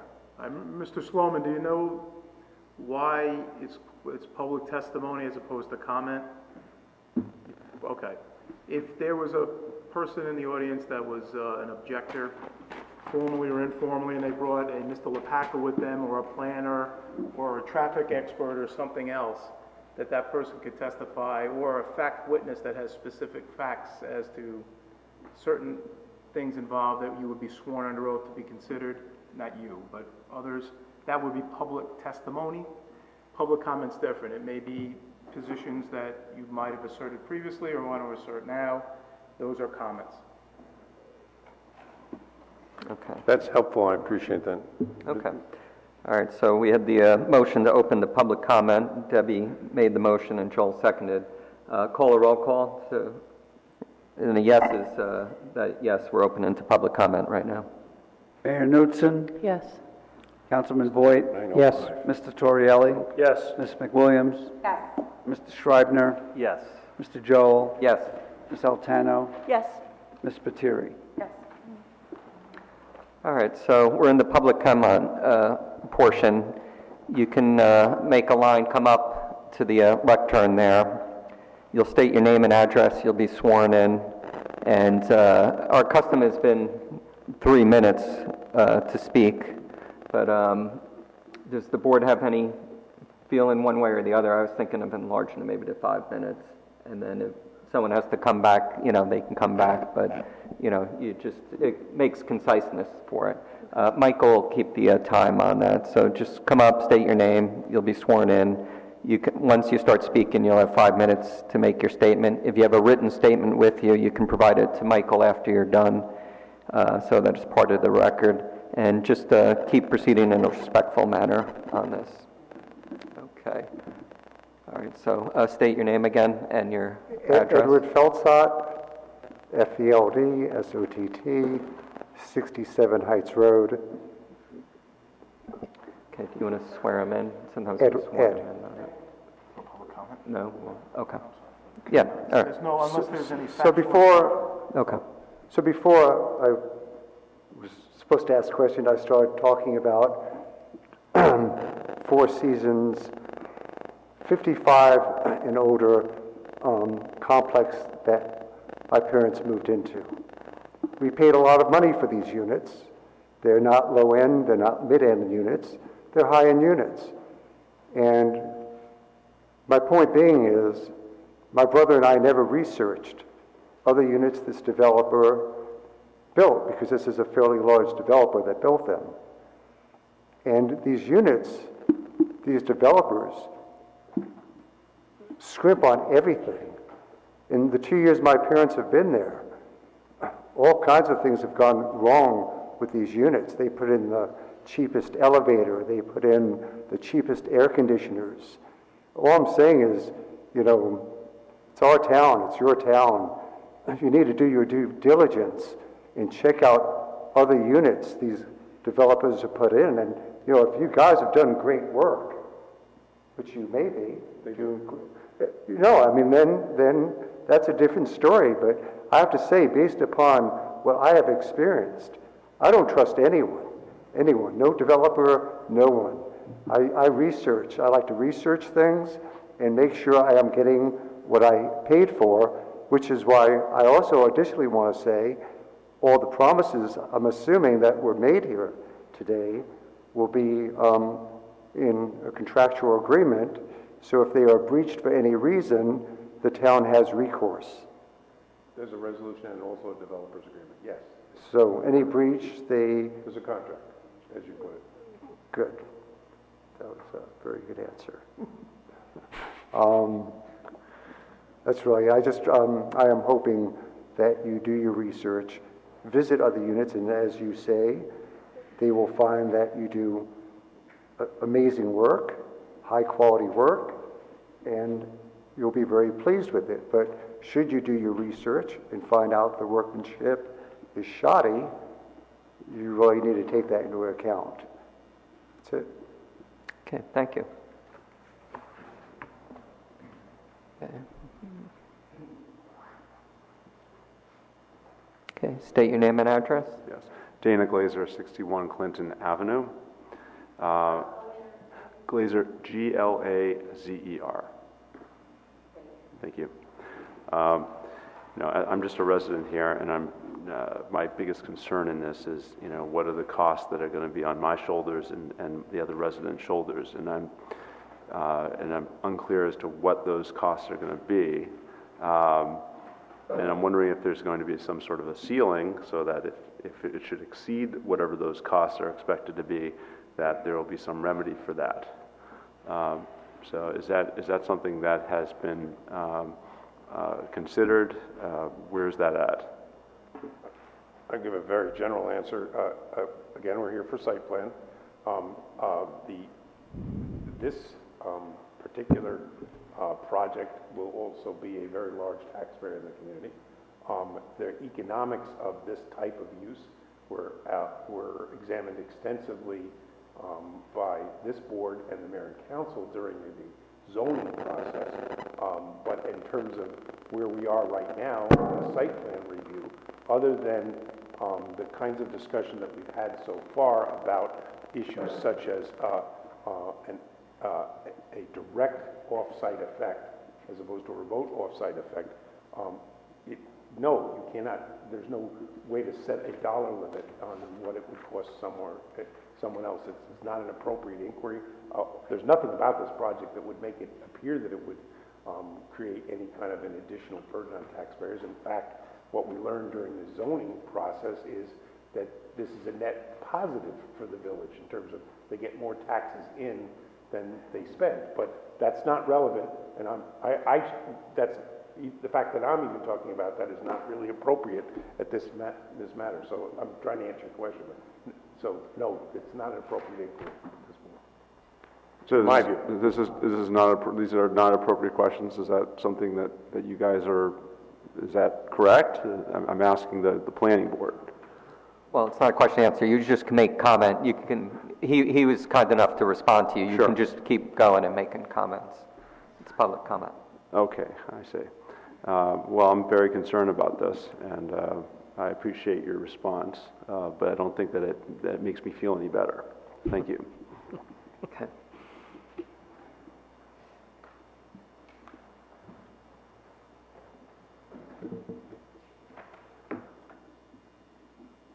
Dave Sloman, Slomin, 36 Heights Road, Ridgewood. I'm learning. I guess to echo what Mr. Glazer just voiced and elements of the prefaced questions I asked before, I have grave concerns representing the citizens group, RCRD, Ridgewood Citizens for Reasonable Development, regarding off-site improvements and the costs and clear determination, which in my readings of village, whether it's ordinance or code or documents, it is my understanding that there has to be greater determinations made than I've seen so far, and I'm gravely uncomfortable with saying, and while I respect we'll do what's required or we'll do what we can, those are very broad terms, and when you try and put required or can into a contract or an agreement, you have to then specify what that is. What is required? Well, the code might say you only have to do this, when this really is impacted by the development. That's what I, as a resident, would like to know, and I would like to ask you, as our planning board, to represent us and ask that you have that answer before you consider any type of affirmative votes on this. I believe this application, we have old systems in this town. I believe this application will cause impact our municipal systems and cause the need for costly off-site improvements, just as other applicants are impacting traffic in other locations. I believe those as my understanding is, some of the other applicants are actually making some accommodations to work with the village on making it work for the village. I would hope that the developers here would work with us to do the same. Ridgewood's a town of great civil service, great concern and care for the town. Citizens Park, one of our biggest parks in town, was donated by residents.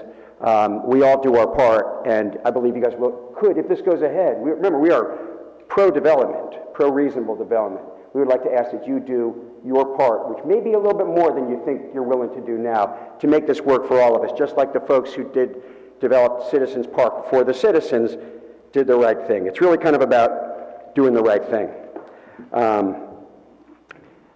You as a board, I need to ask you to please make sure you know what you're getting into if you're going to consider any type of affirmative votes. Know what it's going to cost, know the extent. I've heard that we're going to not know that till later. I think we need to know more. And if not, get a commitment that it will be covered with more clarity than required or can do.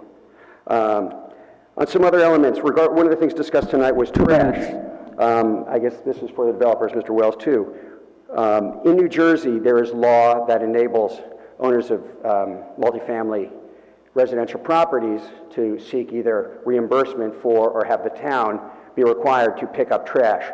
In your agreement, will the developers commit, and will you, our planning board, require that the developers commit to not seeking future reimbursement for trash pickup on these sites and not to ask the town to pick up?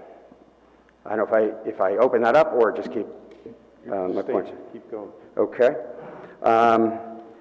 Regarding parking, for the last 17 years I've lived in a tandem parking driveway. It is not a luxury item. I would say if I was a higher paying tenant at a luxury complex, I would be frustrated and insulted if that's what I was given. It's the same thing. You could argue that sitting in traffic at the George Washington Bridge is a plus because it gives you more one-on-one family time together. You know, it's not a benefit. It's much easier to pull in and not have to move one car to get to the other. It's turning a negative into a positive. It's great salesmanship. It's not a benefit for the residents. It's not a benefit for Ridgewood. I think it's a force fit. And I want to get around the force fit so this development and all developments can truly be reasonable as if this was properly master planned from the beginning. And I guess one other point I have, trash, tandem, offsite costs. You guys I applaud you for volunteering for the planning board at a very difficult time in Ridgewood. I don't think I would have been allowed to do it, but God knows I didn't do it.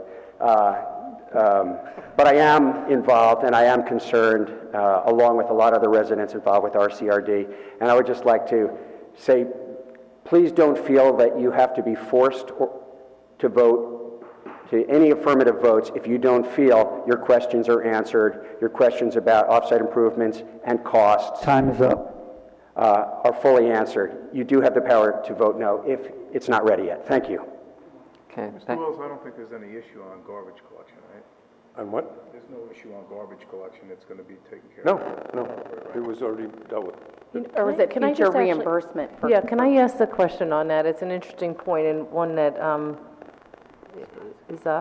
we actually had a situation where we are, and you'll remind me because I'm sure Chris is laughing now. We've been going back and forth for a number of years as to whether or not the village's obligation was to reimburse the development for, I believe it was leaf collection, you want to expand on that because I think that's a valid question and until it was just said, it escaped me. You are correct, Mayor. We have a number of condominium complexes that are governed by the Condominium Act, which allows a condominium association to seek reimbursement from from the host municipality for snow plowing services, leaf collection, and street lighting. We do have several condos in the village that do get reimbursed. The reimbursement for snow plowing is what it would cost the village to plow, not what it would cost them to plow. We have developed a formula which, unfortunately for those developments, has a much lower rate than what they pay, because we base ours on plowing municipal streets. That's our formula. So some of the complexes get, in a winter, average winter, just a few $100s. The one you may be thinking of that has made a backdated claim has gotten a little bit more. Right, and I know because we've been kind of working on Yes. that for a while together. So I guess the question is, I don't know if this development would Applies. qualify in the Condo Right. Act, and that is something I would certainly defer to our board attorney, because I'm not the legal. I don't believe it does. It's multifamily. I don't believe it does. It's the multifamily apartment housing. There's a few land use regulations in this community that may overlap, but land use regulations in this community, in the village, that may overlap, but in terms of what governs a type of ownership entity, it's different than multifamily rental housing. But again, maybe I'm wrong. I was sat through all these hearings. In fact, you were my first hearing, but on this application. But I believe that there's no issue that there's going to be collection and taking away from the site of any kind of refuse by the applicant, right? That could be put into a resolution. Mr. Leventhal gave the testimony, and there was earlier testimony, everything's going to be done by private contractors, so there's no question. At the expense of the applicant. Yes. with no reimbursement from the village, None by the village, right? You come up, and Then you- Mr. Leventhal, that includes recycling, right? Then you want that as a stipulation, I would assume. That Yeah, includes recycling. The Municipal Services Act, Chris was referring to the Condo Act. My experiences regarding the Municipal Services Act is that certainly we're not entitled to snow removal. It's a private parking lot like any other private parking lot. We're not entitled to leaf pickup. We're a private property like any other. My experience in the past regarding sanitation has been, however all of the multifamily rental communities are treated in a particular community, is how we would expect to be treated. So if you are providing trash pickup currently at your multifamily rental communities, we would be entitled to that service. We're a different building in the sense that we will be removing trash from common containers as opposed to small residential containers that would be brought to the curb. We have no intentions of doing that. So from my expectation, we would not be looking for any reimbursement from the village as it relates to that service either.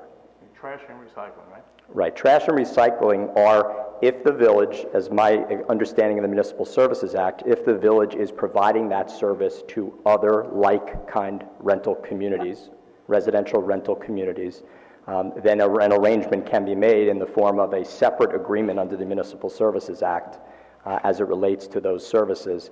We're not seeking that, but again, I'm not aware, Mayor, you may be, as to whether the village is currently providing either a reimbursement for trash or is actually picking up the trash at any of your other rental communities. I'm just not aware. Right, I don't believe so, right? That's not the case at all. Is that correct? No. Good. All right. Right, so then we would not be looking for that same service, and we'd be continuing, as I described, to remove the trash with a private trash hauler at no cost to the village. And the recycling. Yes, and the recycling, yes. Mr. Sloman, okay, with that regard? Are you sure I invited you? Why not? Mr. Wells? I guess I would just, as with some other items, ask that, as our representatives, there's a question here. I'm not sure it's been answered with full clarity.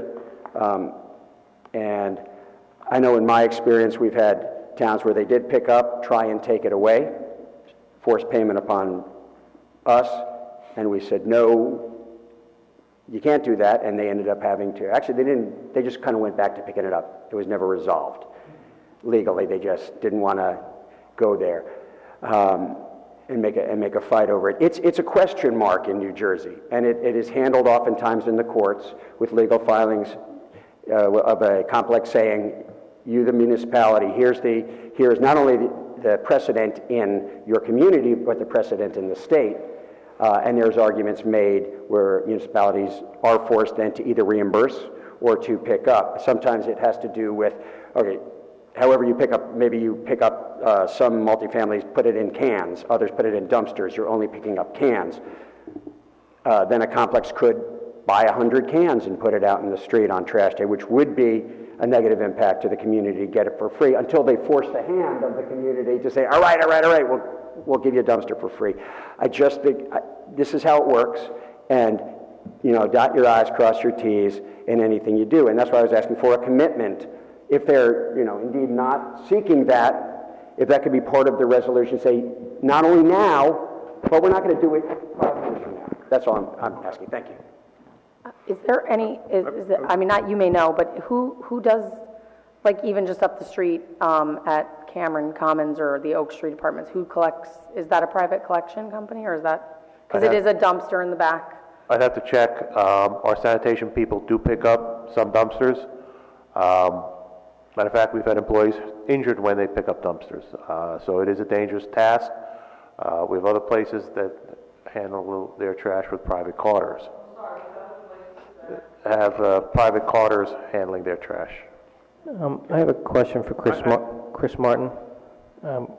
Chris, as it relates to the off-site improvements and us not knowing what that amount is, what's the law as it relates to us being able to say yes or no to a development without knowing what that number is? It's always difficult. It really is. And then we've gone through this, and you've had probative questions on other applications as well. You've had probative questions on other applications as well. Thank you. But in terms of that, the developer must agree, in my opinion, and I believe they have, that if there is a need for water service, for example, to be appropriate for not only potable water but also for fire safety, that they will do the necessary improvements needed to ensure that the site is properly protected and there's sufficient water supply. And if there's any additional improvements that are pro rata share related, they're going to have to pay that.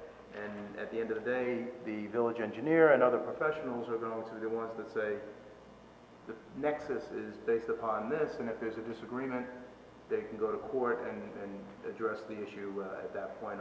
But they would have to put the money in escrow. Do the same thing for traffic lights and traffic signal improvements. You can do the same thing for sewers. Let me just comment in a general way, tell you what we're not arguing, but so everybody keeps this in mind. A few minutes ago, Mr. Sloman made the comment that you have to be careful because people want it to be free. It's not free. This particular applicant, as anybody who owns this, will pay a great deal of taxes to the village for municipal services like everybody else. That said, so that they have the right to an expectation, as any other taxpayer in the community, that certain things will be provided for in the community. That said, this particular applicant has said, we're not trying to put any additional burden on the community. Certainly not to do with anything to do with the direct approval and construction of this project. So we've talked about water and sewer. We've talked about traffic in the past. In reality, even though I, huffed and puffed and told you why you were not entitled to lots of off-site improvements, at Mr. Jar's request, we made about $80,000 worth of off-site improvements that are not pro rata share. We just did them because we wanted to be helpful in the general area and because we wanted to work well. This applicant is telling you they want to be fair and reasonable and work in the community. But I think it's important that we also realize that they're going to be a very large taxpayer in this community, just like everybody else is a taxpayer. So again, I just want to kind of follow up on that. What happens if the costs are really prohibitive? In other words, if we have to fix something that is really, really expensive, what does that mean for us as a village? I mean, because it ends up being something that we may not be able to do. Well, that's not dissimilar to everything that the governing body has to deal with if a prohibitive cost comes about. In my experience, when I've worked with villages, big costs get bonded and so forth. But that's not what we're talking about here. In other words, you wouldn't suggest, for example, if you needed new sewer pipes at the other end of town and it was going to cost $2 million, that this particular applicant would do that. Somebody might suggest, but it wouldn't be reasonable to suggest, it wouldn't be legal to suggest it. What is reasonable is things that they directly cause, and things that they maybe indirectly affect, then they'd be asked to do a pro rata share. And we've done that and more every time anybody's asked us. I understand, but this relates to, and I don't want to belabor this too much, is that it relates to a need created by an applicant that wasn't there before, okay? And if we have to do an expensive upgrade to something, then, and if we don't do that upgrade, and, you go in, let's say it's the sewer system, and you go into the sewer system, and the sewer system all of a sudden pops, okay? And so there's stuff all over. It makes it really difficult for, it creates a problem both ways. And so the concern we have, and I think it's been voiced over and over again, is that there is a risk. That risk may be minimal, but we want to be protected against that risk. And I don't know how to do. I don't know how do we do that. That you have done that, and you obviously finalized the resolution on another multifamily application earlier this evening where I happen to represent the client, and we went through a process. Took a couple months till we finished the resolution to make sure that as one of the questioners talked about, is there a contract? Yes, there's a contract, and not only is there a resolution, but there will also be a developer's agreement. So is to make sure that everybody's being fair. But I can represent, and I have no problem representing, that this particular applicant is a very high quality developer. That's their reputation everywhere they do it. And one of the reasons where you can be very comfortable that they're not going to build the kind of units that people are concerned about is they want to rent them for a lot of money. These are high-end units, so that's not happening. Oh, no, and answers the municipal kinds of things. We understand our responsibility to pay for the cost that we directly cause. And if we indirectly cause them, and you need to do an improvement in the general area, we're going to pay our share, but we can't be told we have to pay for everything that goes wrong in the village forever because we're building in the village. I don't think anyone is saying that. I think what Councilman Voigt Well, I'm is saying. exaggerating to make Yeah, it I know, clear. and again, Nobody is. no one's asking, and even to my questions earlier. I'm trying to say there's I'm got to not, be. right, but I'm not asking you to pay for something over on Route 17. I'm just saying all the things connect, and I was giving the example of the pipes. They all connect to something. So I think, what Councilman Voigt is saying, and Chris, maybe, some clarity or some guidance, because to your point, you're saying it's difficult. I feel like we're being presented with an opportunity here to vote on something, and you're kind of got one eye closed, right? Because we don't know. There's things that we just don't know. And I guess my question is, and again, Chris testified, and I hear what everyone is saying, how do you know that? How do you weigh the risk and the reward? Yes, they're a taxpayer, absolutely, and they're entitled to A, B, C, and D, just like any other taxpayer in the village. But again, there could be, I'm not going to say there could be problems caused because of this application that no one knows about, or it may cost us a boatload of money, or it may cost us nothing. Two comments. But how do we... Lots of professionals, engineers and so forth, have told you, no, there are no problems. They've checked the water, checked it. But I'm hearing from some engineers, but some things that we don't know, what we have said repeatedly is we will cover any direct costs that are related to something, if something pops up. Do we expect But again, them? it's bringing No. it to, and Mr. Lowenthal said this earlier, it's bringing it to your property or to your but I'm just saying, what happens to the 3 links? Again, I keep going back to the simple example. What happens to the 3 links in the pipe that you need to connect to the bigger pipe to make sure the toilet's flush? If it's remote from our property and related to a municipal service that generally services the area, then the only appropriate thing to do is, if there's going to be a municipal improvement, would be to then tag us with our pro rata share. So if we're causing 20% of that problem, You can do that. I guess, Chris, Or I if don't- it's I- a municipal- So I just want to add to this. So you say you'll pay for your fair share, but what happens if we can't pay for our fair share? Well, that's the problem, and then And like any municipality. so what do we do? Then, You raise taxes, or you bond. I mean, that's what municipalities are responsible to do, is to provide basic municipal services for its taxpayers. That's your job. But what happens if we don't want to raise taxes or we don't want to bond? You shouldn't be in office. You're not doing your job. That's the job. You're supposed to provide municipal services for the taxpayers. Councilman Boyd, can I just provide some clarity? We expect to do nothing more than is required under the municipal land use law. I'm just trying to clarify, because this does come up, and the reality is, from the developer's perspective, if that unusual scenario plays out where there is some multi-million-dollar improvement that the municipality simply chooses not to make or cannot make, then the reality exists that our project may be in jeopardy. So that's where there's a negotiation. It's that simple. Okay, So for those off-site, that the unlikely scenario that some significant multi-million-dollar improvement is necessary, that's where negotiation takes place. Once we complete our studies with the engineering department, those things will be flushed out in a developer's agreement, and ultimately, if the municipality chooses not to, well then we can't build a project. So the reality is that that's where you have cooperation between a property owner, a developer, and the municipality in order to make sure that it doesn't place a significant burden on the village and that there's a fair share and rational nexus attributed to the developer.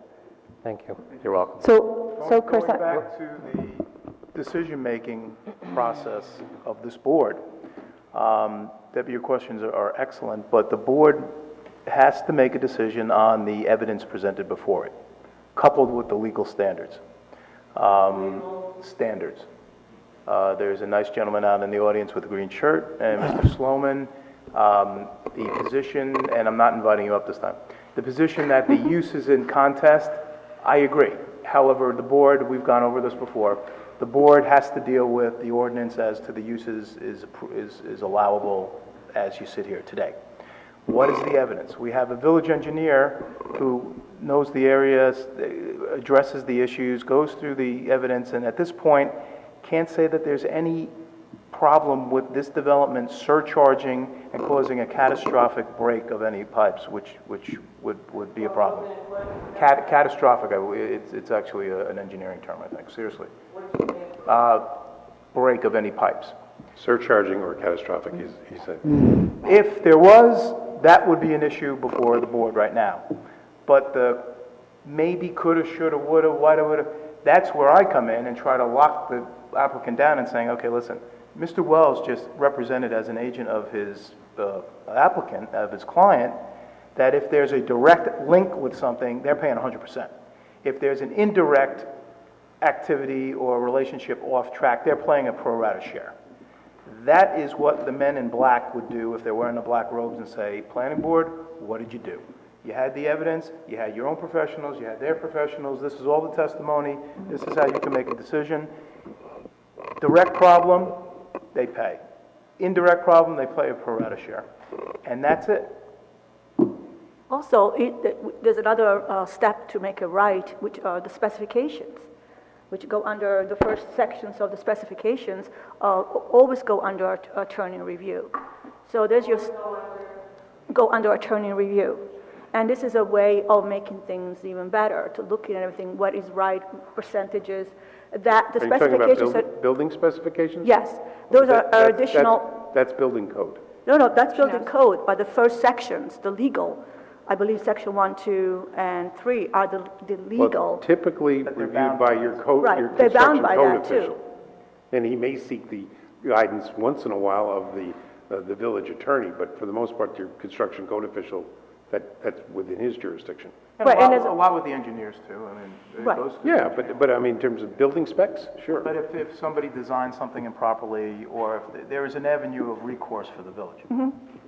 Correct, yeah, so there's an additional road to make it right.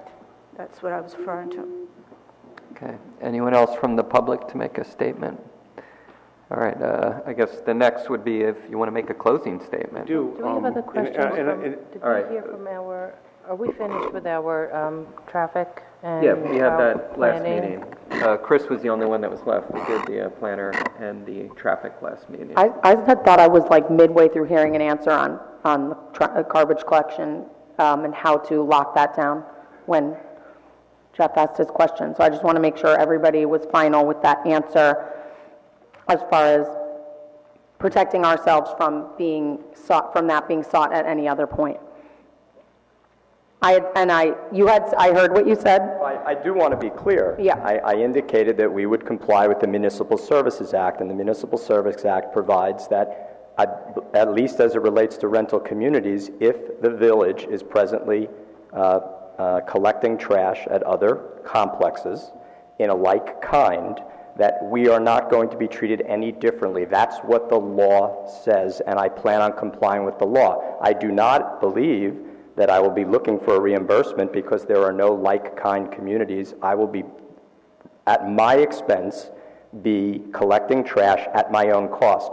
I did not agree to be barred in perpetuity from negotiating with the municipality under the Municipal Services Act. So when she had said before, you wouldn't be asking for that now or in the future, that's not what you view as being barred in perpetuity? I didn't say in the future. I said I believe that I'm going to comply with the Municipal Services Act. Today, I do not believe that I will not be seeking any reimbursement because I am going to be collecting trash privately through, not through trash cans, and we weren't it wasn't clear as to whether any of your rental communities are being provided that service. I'm certain. And because you're not of a like kind to any of the rental communities we haven't. That's the Municipal Services Act. So I'm not barring any further negotiation in the future should the village at some point choose to collect sanitation from all rental communities. I'm not suggesting that I should be barred from that in the future. I'm paying taxes just like anyone else. Or seeking reimbursement. It may be retroactively or otherwise. It may be seeking.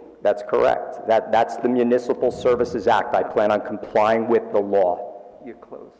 I just feel like this is very open-ended, and there's so much going on up here right now. I'm having a conversation with you by myself, so I'll wait till they're all done, Sure. and then we can go ahead. I mean, the good news is there's nothing quite the size of the Dayton that's in Ridgewood, so. Yeah, I don't know if it's as much. I actually think was testified to earlier is that there's a lot of people talking up here. Let me just try to reach clarity on this. The point is simply this. We want to be treated fairly. We want to be very fair in meeting expenses that are caused by us. If this municipality should decide that it wants to provide garbage services to other rental properties, it would be unfair to this taxpayer, just like everybody else, and put them at an unfair competitive advantage to say that they don't have the right to do that. So that all Scott's suggesting is if the municipality starts to do garbage pickup at all rental properties, then we want the right to ask to be treated like everybody else. And I think we were just trying to find out if we do.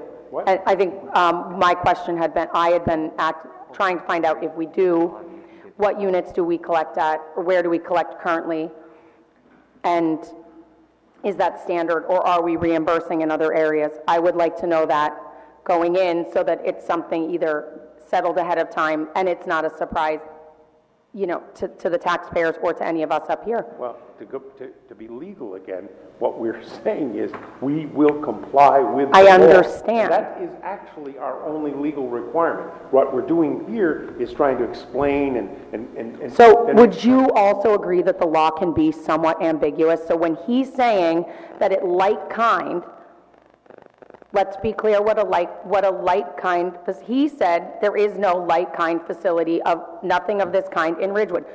Half an hour ago, you said there is. You said there are many like kind facilities in Ridgewood. So now I'm trying that you would utilize water or services in that capacity. You're really distorting things. What I said half an hour ago was that there were other users of that needed water or sewer, that it was stated that this was by far the largest that had ever been in the village, and that's not true. I think you said Valley Hospital. Well, I use that as an example, but I'm sure there are others. It only works as an example sometimes.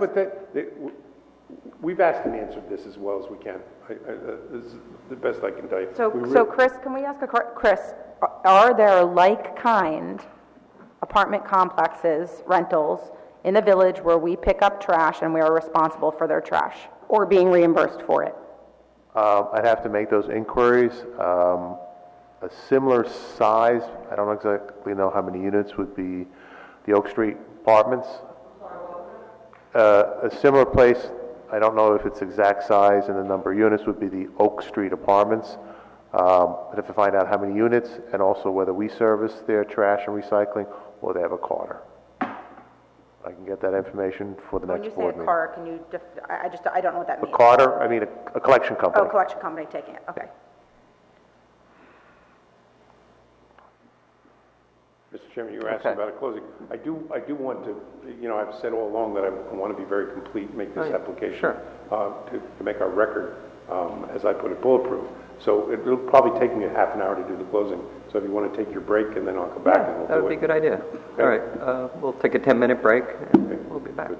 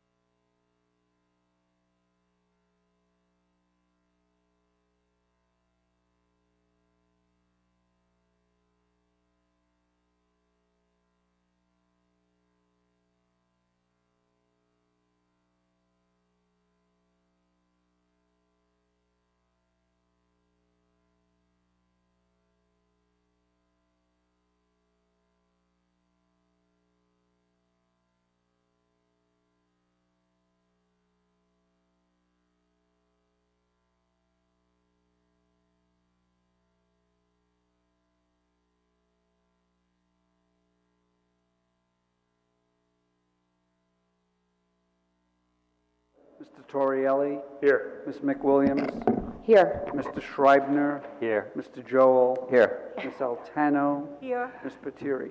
Still here. Okay, all right, we're back on the record. Mr. Wells, you can proceed with your closing statement. Good, we haven't lost anybody. First, before I begin, let me say what I always like to say to boards when I get a chance to do it, and right now everybody's still paying attention, and that is that I do this for a living, which means that you've got to pay me to come here, and therefore I particularly appreciate people who do this as volunteers, because this isn't all that much fun. I know sometimes it gets kind of argumentative, and I participate in that because that's my job. But I do want to say, as some of the people in the public said to you, I appreciate what you do. I know this isn't all that much fun, and it gets a little tedious sometimes. So I don't want to leave tonight without saying that to you. It is pleasant to get to the end of this process. I told you on the first hearing that this was a very simple site plan application, and in reality it is. This is a permitted use. It's largely conforming. It has one very minor variance that probably isn't a variance, and it has one design exemption. And I'll go through those and the evidence that you've heard about those. But it is very largely conforming.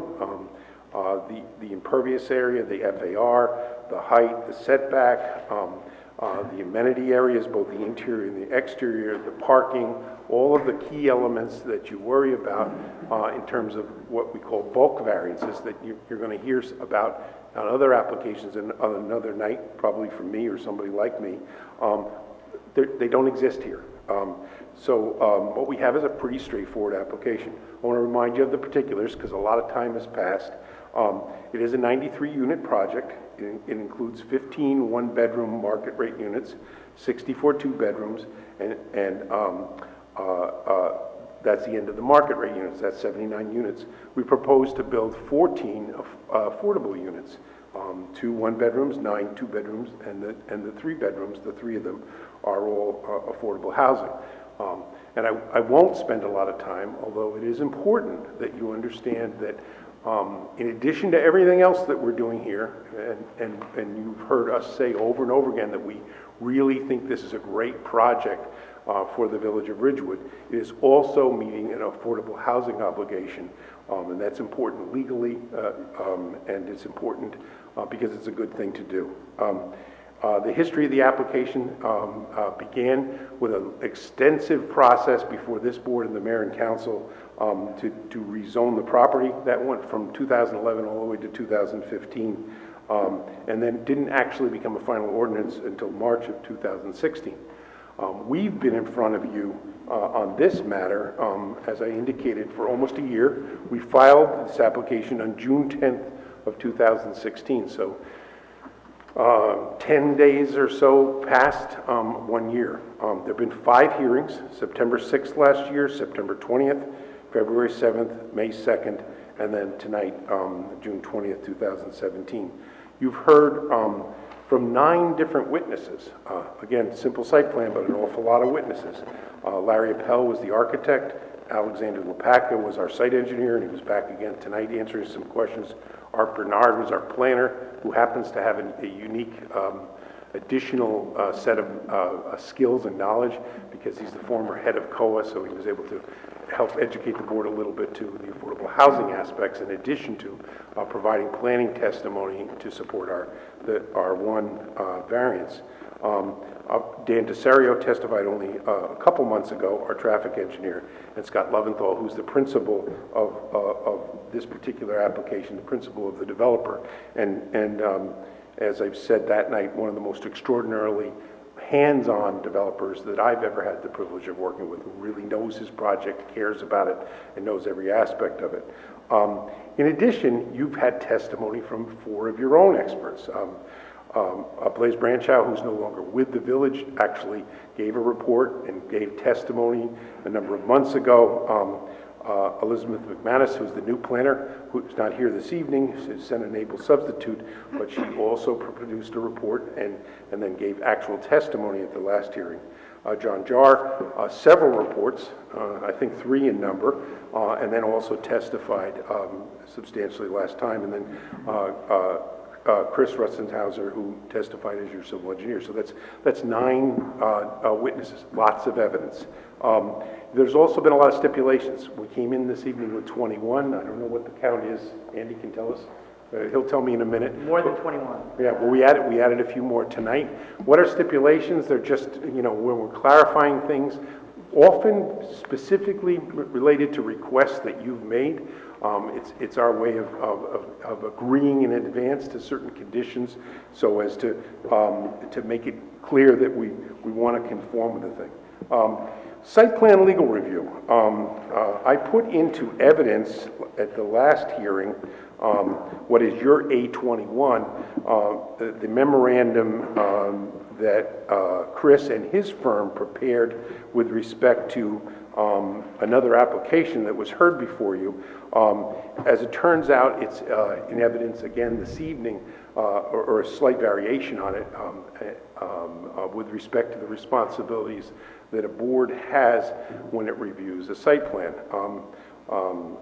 I think it's a particularly good piece of legal work, and therefore it's handy for me to use it to reinforce what I believe are your responsibilities here before I go through the evidence that you have.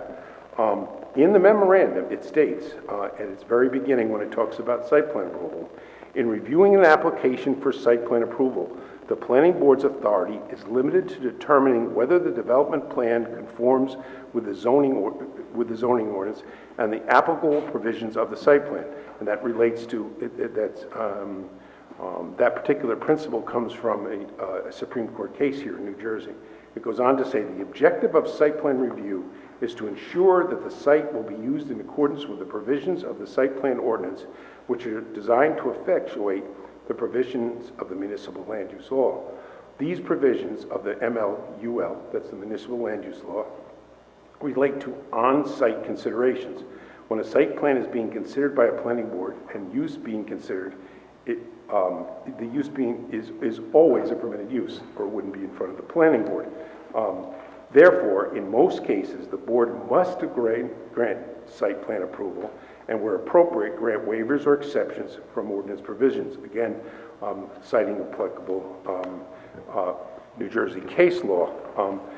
The memo goes on to point out that your own bylaws at 7.7 say that the board's decision must be based on evidence.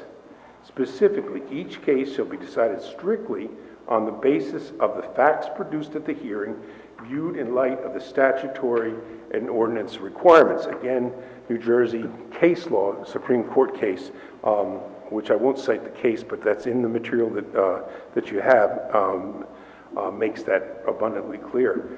Finally, I want to just tell you one other thing that comes out of this memo, and again citing the Allen versus Hopewell case.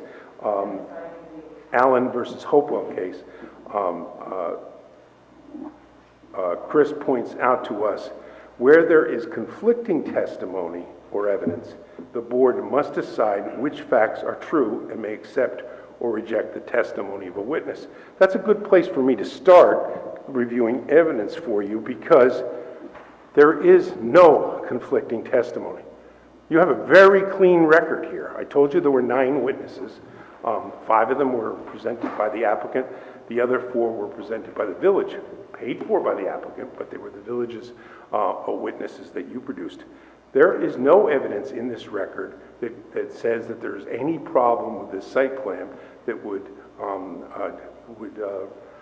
justify a denial. Now let's start with the one variance that we have, and I'll make sure that you understand. I did say at the outset that there was another variance that was included initially, and that was the back wall of the retaining wall near the railroad tracks didn't have stucco on it. We put the stucco on it, the variance went away. The only variance that remains on this application is with respect to the steep slope. You know, you've heard with respect to the other applications that you already approved, same here, you got a pile of dirt on the property. Mr.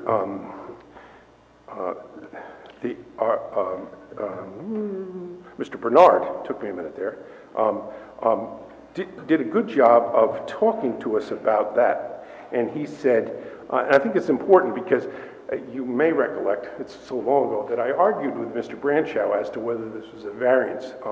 But there comes a point when you do this kind of work where it's not productive to keep arguing whether there's a variance or not. It's easier just to argue in the alternative. But the testimony you heard from Mr. Bernard was, with respect to the variance, he says, so I mean, the first exception, which is section B1, he's referring to your ordinance, you get an exception from the steep slope ordinance for redevelopment within the limits of impervious surfaces that were in effect. And the way I'm reading the ordinance is that they were in effect at the time the ordinance was adopted. And that's what the applicant is doing, is redeveloping the property within the limits of the existing impervious surfaces. In fact, the applicant is reducing the impervious surfaces by 10,900 square feet. And the second way I think we can get an exception from ordinance is B3, which gives an exception when the new disturbance necessary provides an environmental benefit and is used as an example of the remediation of a contaminated site.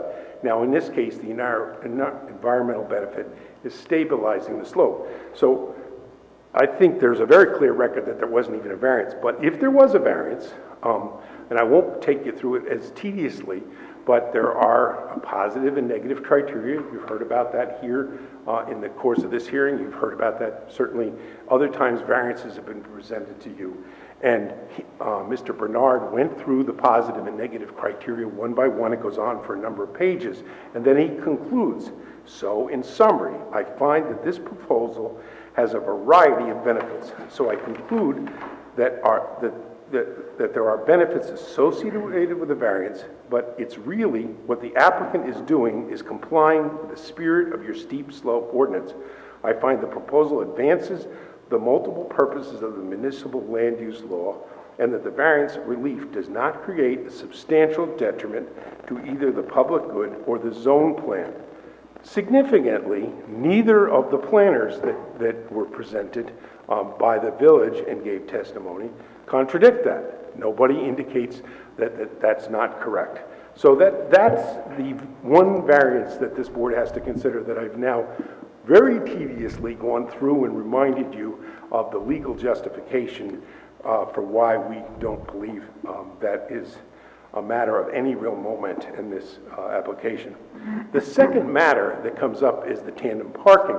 That's not actually even a variance, so it doesn't even require that kind of benefits detriments thing. It's just a matter, it's something that needs to be, it's called an exception in the site plan. Even that may or may not really exist because the village has ordinances say absolutely nothing about tandem parking. They're silent on it. However, there is an ordinance that talks about other parking areas and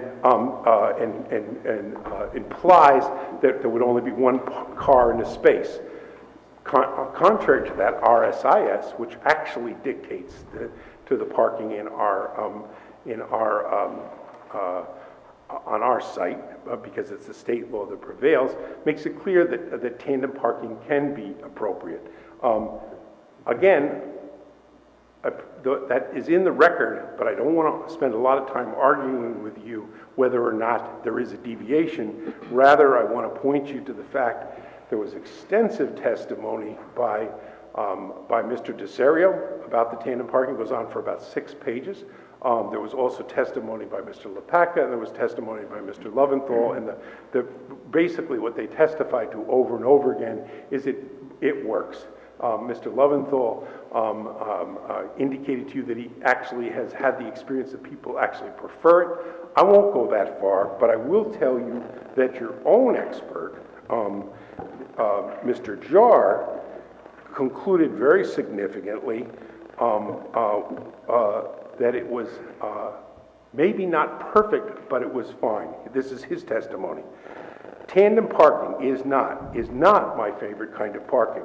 I don't see it operating very different. However, I don't see it operating very differently than what their traffic engineer testified. It's very similar to what works in my single-family house and most others. Do I try to have it?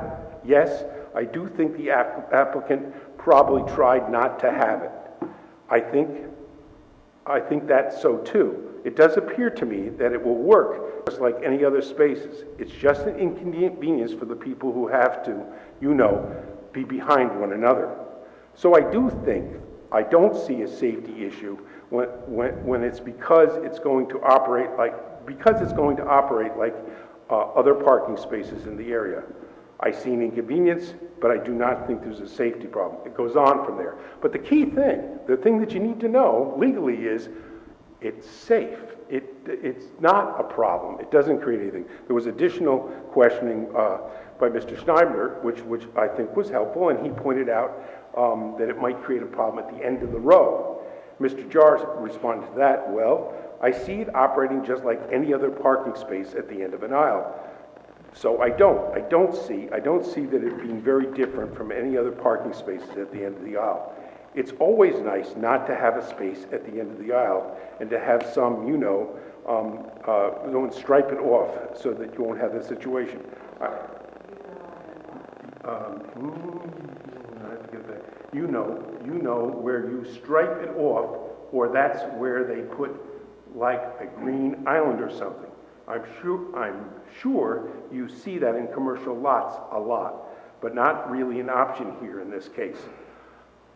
The reason I'm giving you Mr. Jar's testimony is because, again, he's your expert, and I wanted to make it clear to you that there really is no evidence in this record that supports coming to a conclusion that there's a problem with the tandem parking that would justify not approving this site plan application.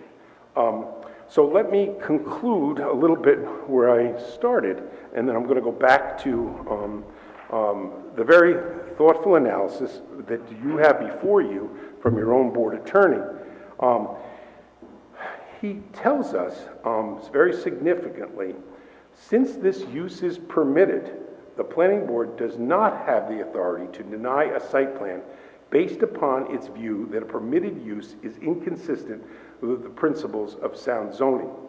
And then he goes on to quote the case that is he's citing, and quotes the court in particular, and I'll tell you what the case is because I'm going to quote it. It's Wawa Food Market versus the Planning Board. It's a 1998 appellate division case, and the court concluded, while site plan review gives a board wide discretion to ensure compliance with the objectives and requirements of the site plan, it was never intended to include the legislative or quasi-judicial power to prohibit a permitted use. Okay, so why did I end with that? Well, that's the reason I ended with that is because I began with that months and months ago, and that is to point out that what is before this board is not zoning. It's not about whether or not you think 35 units per acre should be on this property or all of the things that went into that decision. The only thing that is before this board, despite the fact that we've gone in all kinds of other places, is whether this site plan, basically the development of the site itself, has been done in a fair and reasonable manner. And with respect to that, you have a code, and your code has many different requirements in it. We talked about them: impervious area, height, setbacks, all of the rest of those things, and it conforms to those. So the only things that don't conform with the code, where we don't follow exactly what you say must be done, are with respect to the steep slope, the pile of dirt in the back of the property, and the tandem parking. And the evidence that's been presented with respect to those two things is overwhelmingly in support of allowing those two changes.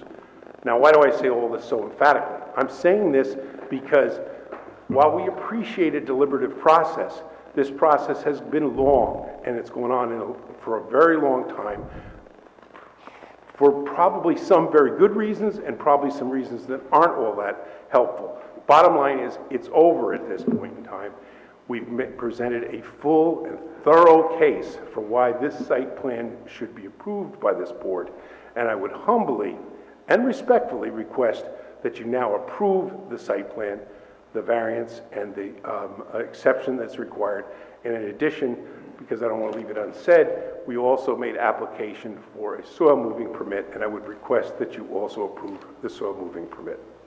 And that's all I have to say. Okay, thank you, Mr. Wells. All right, I guess the next step, do we have a motion to formally close the hearing? So moved. Okay, Joel made the first. Is there a second for the motion? Second. Is that Jeff that was second? Okay. All in favor? Aye.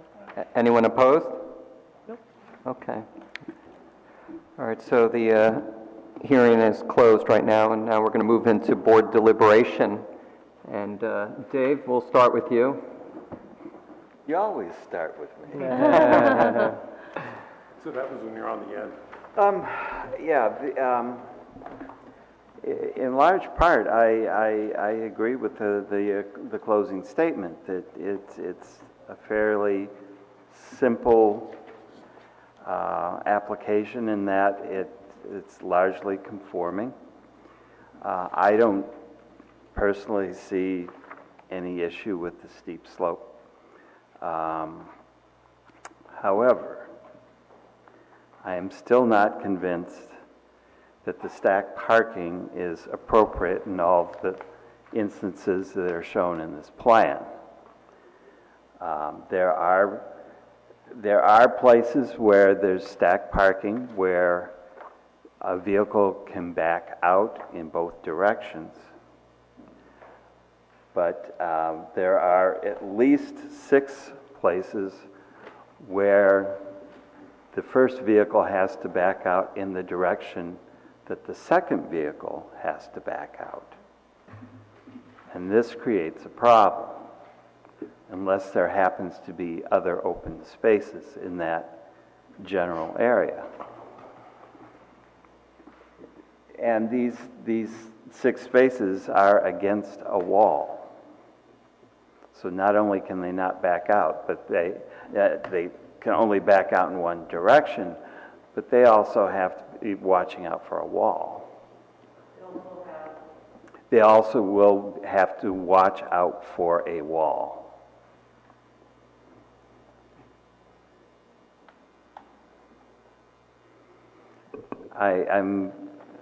The illustration of the private driveway, single lane driveway, is very familiar to me.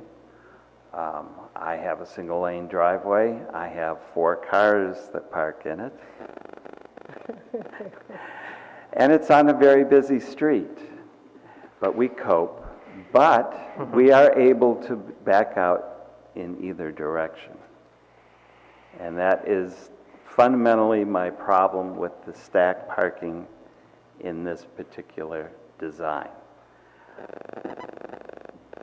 I think that stacked parking is like a design crutch, and I think when you resort to it as extensively as it's done in this particular design, I think you haven't designed enough. Enough.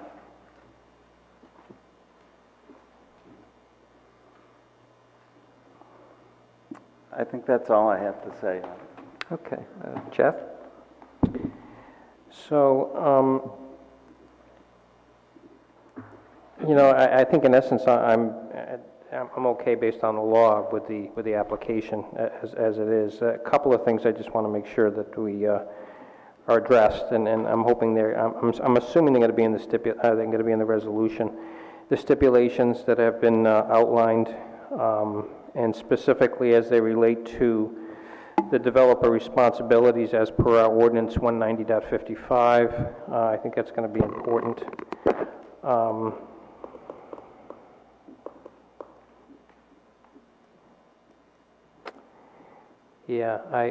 I think that's it. Those things need to be put in there and fairly clearly.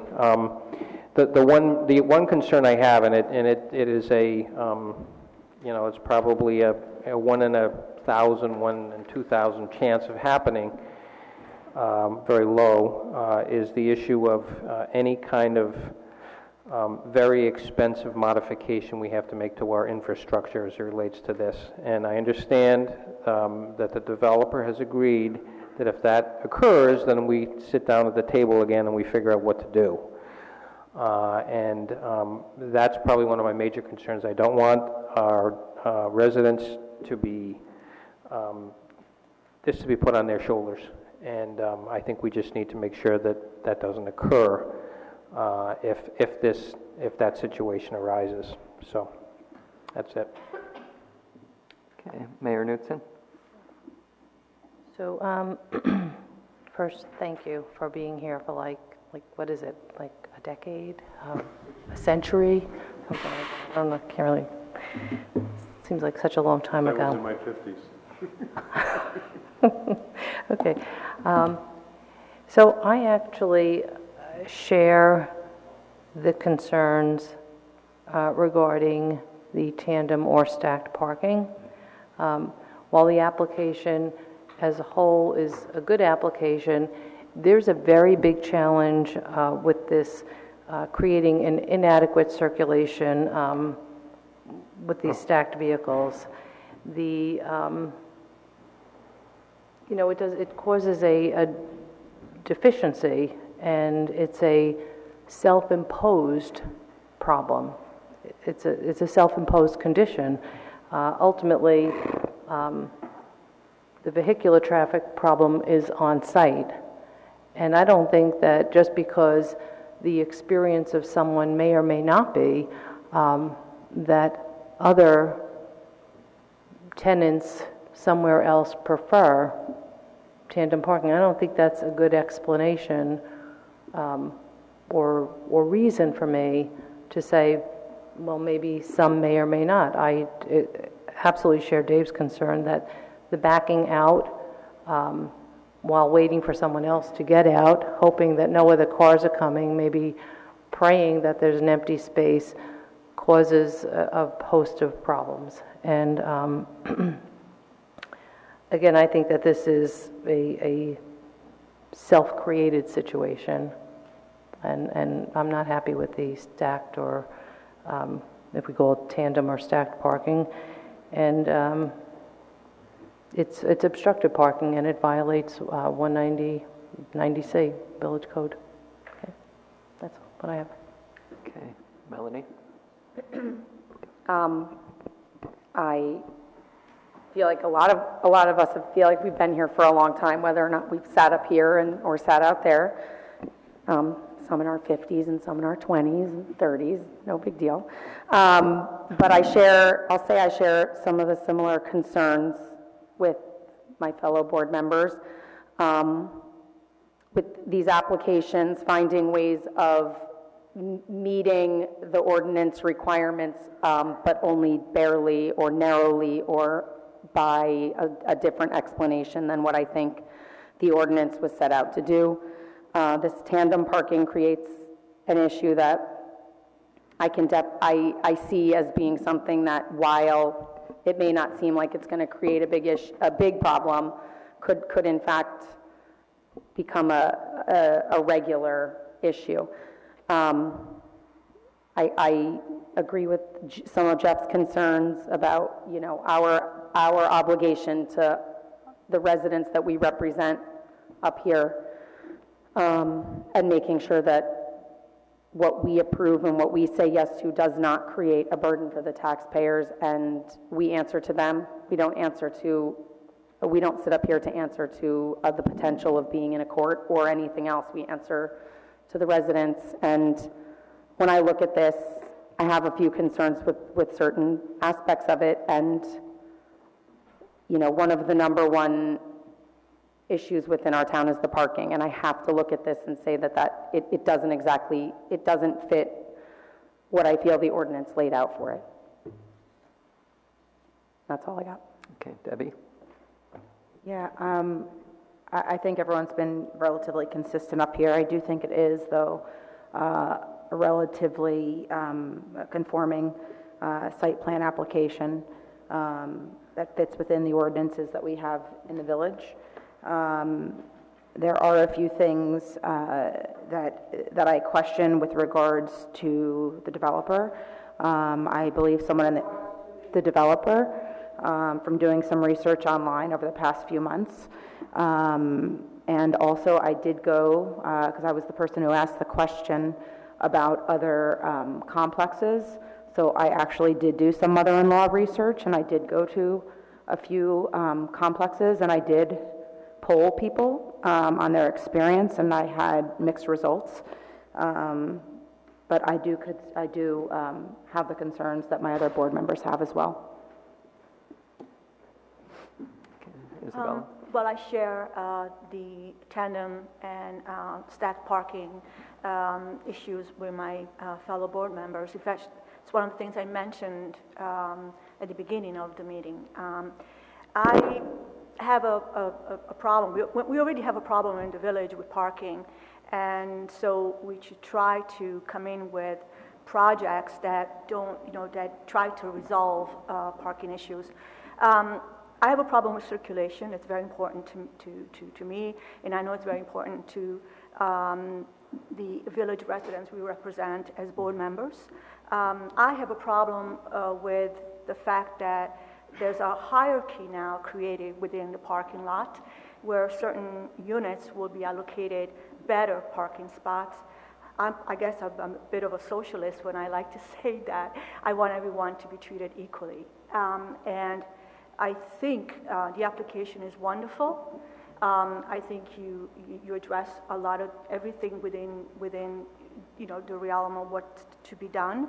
However, I still feel that the parking seems like an afterthought, and I would like that resolved in a positive way.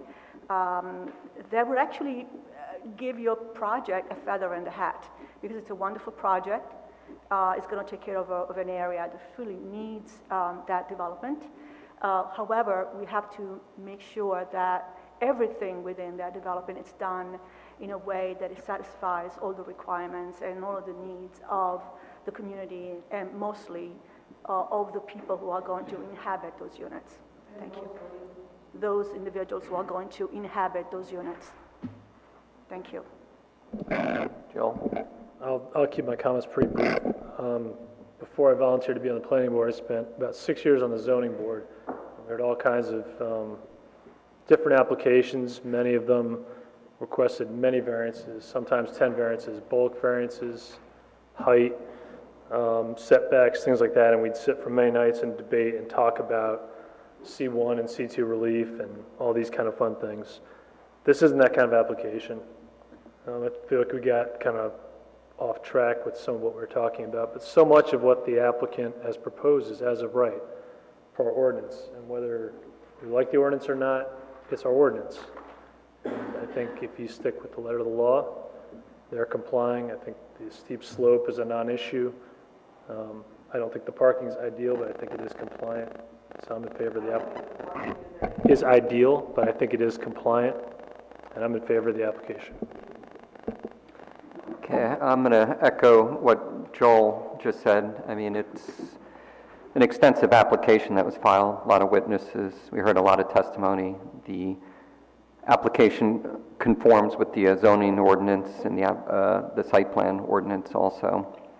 We heard from the experts. We received a lot of information on this matter. There's been a lot of back and forth. There's been stipulating to certain things to provide for certain protections to make it a winning plan for the village and for the developer too. So I think a lot of thought went into that. And as for the variance, I don't see that as a big variance, the steep slope. It's actually improving a condition that was man-made. Not crazy about the stacked parking, and I'm with the rest of the board on that concern, but it's also balanced against that it does conform and meet the code with respect to that. And for the soil moving, that's been addressed, but I'm favorable to the plan. All right, so we've heard from everyone, and I guess at this point, if anyone wants to make a motion with respect to this application, they're free to do so, or if they want to engage in more discussion. You know, my point is that I think that this board has been pretty loud and pretty clear about this tandem parking, stacked parking, whatever we want to call it, and it is a design exception, and it is a significant design exception. So the idea that that it hasn't been addressed is astonishing because, as I said, it's been the topic of almost every single meeting. It's been raised every single time. And actually what I almost foresee is that people who don't want to be maneuvering in and out of these parking spaces might actually take up street parking in the absence of having to kind of get in and then get out and move here and move there. I see it as a problem and a very serious circulation issue. Serious enough that I could never support this application with this type of parking on it. Okay, is there any other comments or a motion with respect to the application? I just had a question about the mayor's comment. So in the beginning you said you were surprised that the dual parking hadn't been addressed. Did you mean revised by the applicant? Yeah, absolutely. I'm sorry. You said you were surprised that the dual parking hadn't been addressed. Do you mean revised by the applicant? Because I think we had testimony, Mr. Jarr spoke about it. I mean, we definitely spent some time speaking about it, so I just want to understand the beginning. By the applicant, yes, I mean by the applicant, that the applicant has heard this board loud and clear about the tandem parking, about the stacked parking, and that there's been no effort made to remedy the situation. And there's no doubt, you know, maybe cherry picking some of our traffic experts' comments makes it sound one way, but there's no doubt it's been raised all along. And let there be no doubt it was an issue all along. And quite frankly, I overall like the application, but this is it's an issue. It's been an issue from the get-go. And I do see somebody, you know, somebody decides I have to move in and out of these spaces all day. Somebody's going to just drive out and take a street space and then just park their car in the street all day and maybe put their car back at night. That's just the way that is.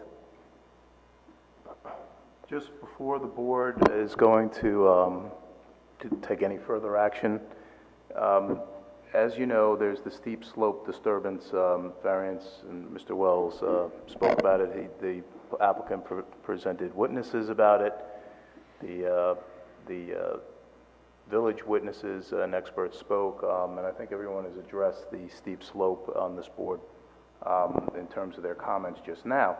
The retaining wall facing issue is moot because the stipulation shows that they will take care of the facing on that with stucco. The facing on that with stucco. The last element is the stacked parking, tandem parking, however you want to phrase it. That boils all the way back down to what most of the board members just commented upon, that this is basically a site plan issue with a permitted use. And no one's defined that yet, and I should have put that in my little legal tome, but just for the record, site plan means a development plan of one or means, I'm defining it now, a development plan of one or more lots, which is shown the existing and proposed, which shows the existing and proposed conditions of a lot, including but not necessarily limited to topography, vegetation, drainage, floodplains, marshes, waterways. Second, the location of all existing and proposed buildings, drives, parking spaces, walkways, means of ingress and egress, drainage, utility services, landscaping, screening, and lastly, number 3, any other information that may be reasonably required in order to make an informed determination pursuant to an ordinance requiring review and approval of site plans by the planning board. And the case is Estate of Newburgh versus Township of Middletown, 215 NJ Super 375, and that's in Appellate Division 1987 case, okay? Bottom line is, when you deal with bulk variances that address things that are conservation easements, other things like that, you have the steep slope disturbance, that's a variance. When you're addressing exceptions to site plans, it's like similar to a variance, but it's used as an exception. And that's the issue we're here about in terms of the stacked parking issue. To be fair, Mr. Wells has, I believe, stated in his closing that may not even be an exception issue, the way he reads the ordinance. You've been supplied with the ordinance in my legal memorandum. It's the board's determination as to whether it applies and whether you need an exception for it.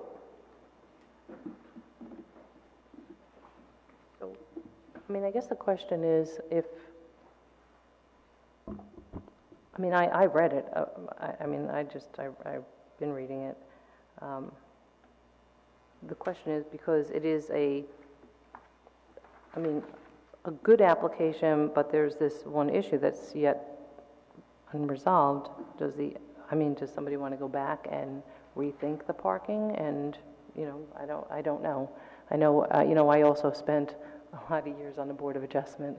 And when we get to this point where there seems to be concerns, there's always the opportunity for somebody to go back and revisit those issues. Just a thought. Any comments from the applicant on it, or? No? Any other comments from board members or a motion to be made? Can the application be approved with this, and pending additional? Like voting or waiting to hear what they come back with, or what she's saying? Well, there can be a motion for a no vote, there can be a motion for a yes vote, there can be a motion with yes vote with conditions, all different things. Chris? Conditional approvals right under ordinance 19049.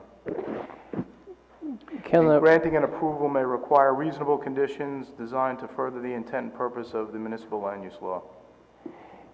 Can the people who have the tandem parking, it's the same apartment, right? They'll have 2 spaces in that apartment. The tandem parking is allocated to 1 apartment each, is that right? That's right. Okay.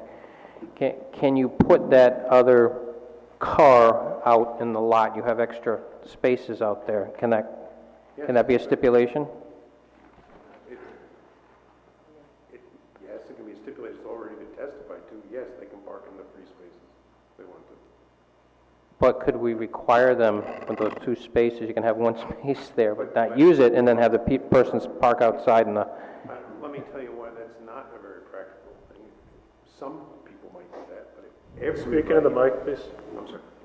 If everybody did that, what would happen is you would not have any free spaces open and available for guests and so forth. So that's not a good solution. So no, there's not going to be a change in this application. I think I made the legal position clear. We believe that if you deny this application because of this is not a variance. There's a completely different standard. Your counsel has not explained that to you, but he may at some point. This is a very minor matter, and all of the evidence in this record indicates that this is not a problem, despite some of you having a feeling different from the expert testimony you heard. If you deny it for this reason, I believe you'll be overturned. And I think that would be foolish. I think this is a very fundamentally good application, and this, I do not believe this is an issue in which this board can deny it. That's my legal opinion. You can defer to your counsel for his legal opinion and your own opinions, I guess. And I gave the opinions, and I stand by them. Okay. So, I see it as 2 choices. To either deny it, which I'm happy to do, or to approve it with the stipulation that all tandem parking be removed and that all parking spaces are unobstructed and accessible with the appropriate circulation and proper access. So, I mean, that's the two options, I mean, that I'm willing to go with. I don't know about Can anyone I else. be heard on the legal issue here is reasonable conditions. The applicant will not stipulate to that, and I do not believe that is a reasonable condition that the board can place on this application. So I think you have only two choices, which is to approve it or deny it. Well, no, we still have the third choice, because we still have the choice to approve it with that stipulation. No, you don't. I don't believe legally you have that choice. I believe you have the ability to request conditions. Mr. Wells has made it clear that they won't stipulate to it. Right, okay. That doesn't mean we can't make the motion and with the stipulation. That would be their choice to reject it. Under section 190. Position on this, because my objection mostly is to the tandem spaces at the end of an aisle. End of an aisle. There are 4 spaces, tandem spaces that have, back out space in both directions that I have absolutely no objection to. It's a situation I live with on a daily basis. But I don't think the tandem spaces at the end of an aisle are acceptable. I think the concern is that, based on what our ordinance states, the parking required can't be met. If you require this much parking, it doesn't fit here. If you're not willing to move it and move it elsewhere, it doesn't fit with the number of units you've suggested. So if you're asking, I'm understanding the concern is either vote with the vote and with the stipulations, or but the suggestion really is like you can't fit the parking you need with the number of units that are there. So what way can this be fixed? There are 2 different issues that have been raised. The one that was raised at this end of the dais was whether or not we could eliminate the aisles. And if you want to give us 5 minutes, we will look at that issue. That's a distinct issue. However, that does not take away all tandem parking.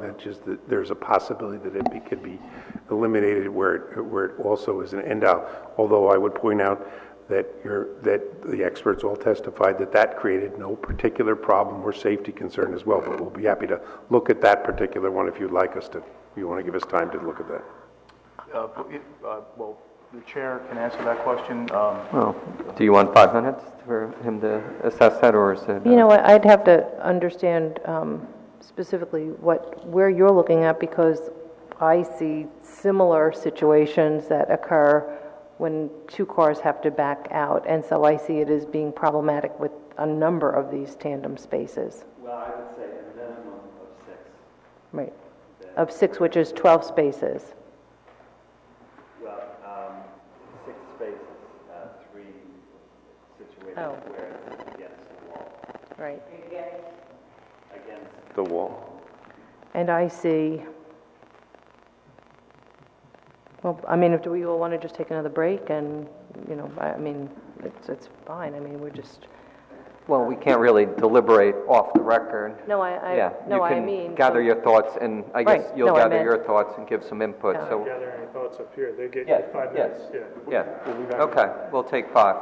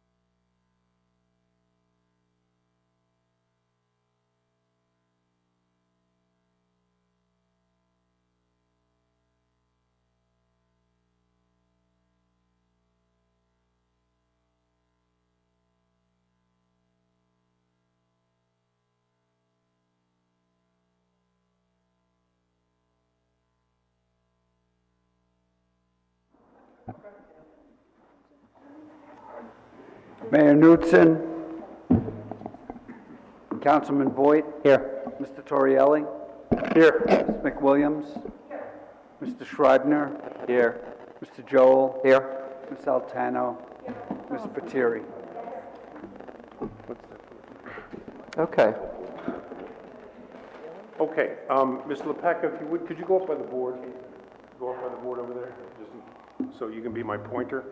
You know, miracles can happen, so what we've done is tried to adjust the site plan so as to accommodate the concern about tandem parking. And we have come up with a suggestion. Right now, this site has extraordinarily wide access, an extraordinarily wide one-way access road around the building. In most areas, it's 24 feet. Some areas, it's even more than that. Under the village code, it is only required that the driveway in a one-way drive be 12 feet for this type of project. Some places, it's allowed to be as low as 10 feet, but it's supposed to be 12 feet here. So what we propose with the concurrence, and I'll let them speak for themselves, of your traffic engineer and your civil engineer, is that we add 15 parking spaces, essentially parallel parking spaces, around the perimeter of the property. And this is where Al can point to you where they would be. Along the rear driveway and the north of the driveway. With the 15 parking spaces that we add there, together with the 4 additional that we already have on the site. If you'll recollect, the requirement for this site is 83 spaces, and we've provided 87. That 4 added to the 15 comes to 19, which, not coincidentally, but happily, is the exact same number of tandem parking spaces that are now proposed at the site. What we would do then is, obviously, the area is still there. They would be marked, lined off, and they would become essentially storage areas, so that tenants who could use the back of their driveway for storage, they probably do it whether we marked it off or not. But we would eliminate the tandem parking. We would add 15 more spaces that are legal under your code. Honestly, we don't think it's as desirable as what was previously approved. So I'm not going to tell you that we like this plan. We like the other plan better. But we've heard the concerns expressed by board members with respect to it. So that's the change that we propose to make. Mr. LePecca, am I missing any part of this?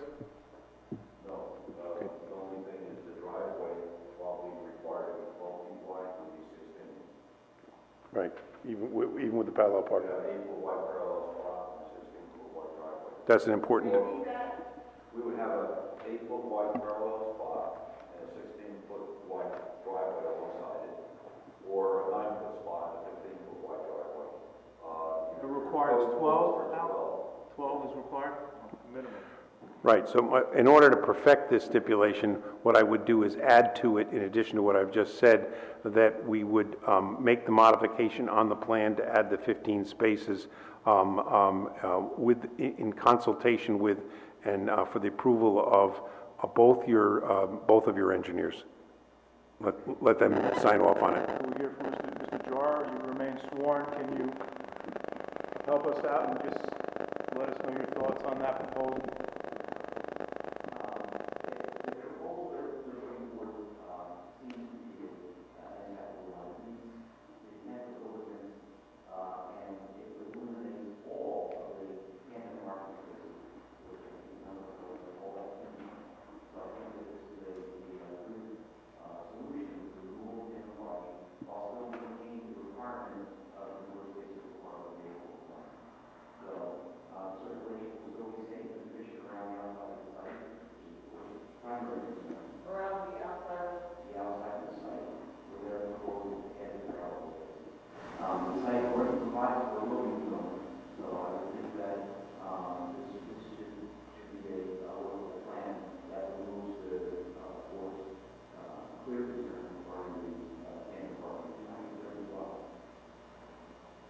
Mr. Rudishauser, you remain under oath. What are your thoughts on it? It's a very good solution to eliminate the need for the tandem parking configuration to achieve the number of spaces the site needs according to our code. I'm sorry? It's a very good solution to eliminate tandem parking while still having the space count that the site needs in accordance with our code. How many spaces were outside prior to this, John, Joe? How many spaces were what? Outside before this? I can,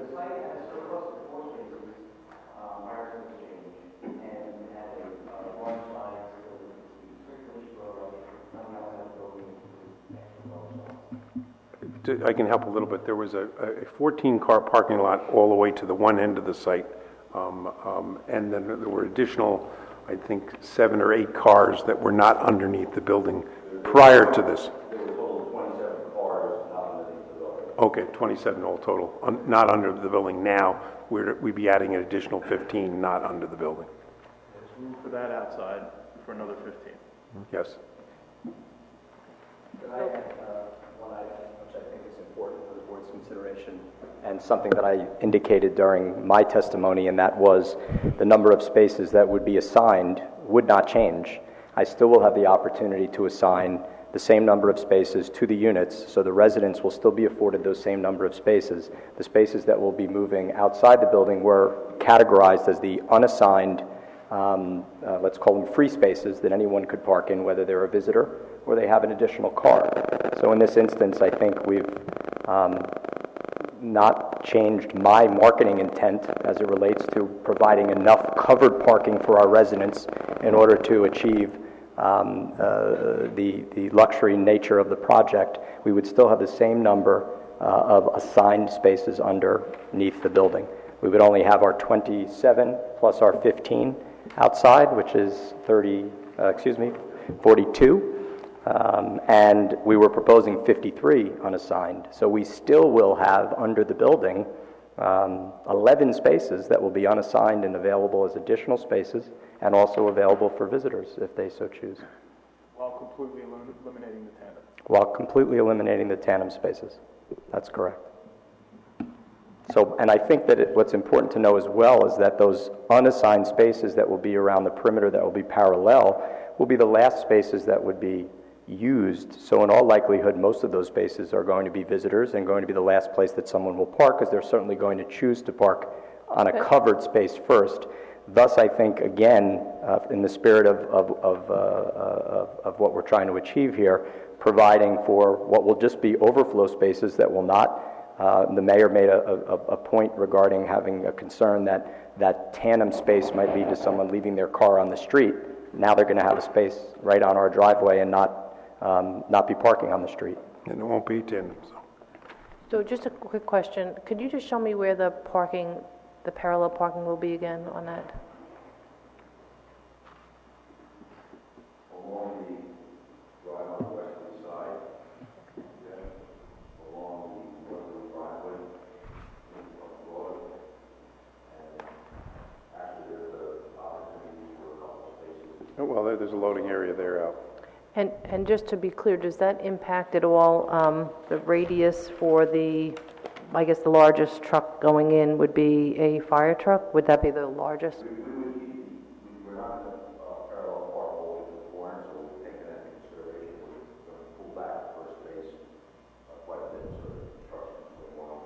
Okay, got it. We would have to meet final approval on that. Well, yeah, we'll leave it to the approval of your two engineers to make sure that the plans that we are what was proposed. Okay. Any further comments from board members, or? Can I just ask one question? Go ahead. So, Mr. Leventhal, you're going to build in the tandem parking spaces, so just say a family moves in, a storage unit in the back that'll be locked or whatnot? I haven't concluded yet, merely because we're considering this tonight.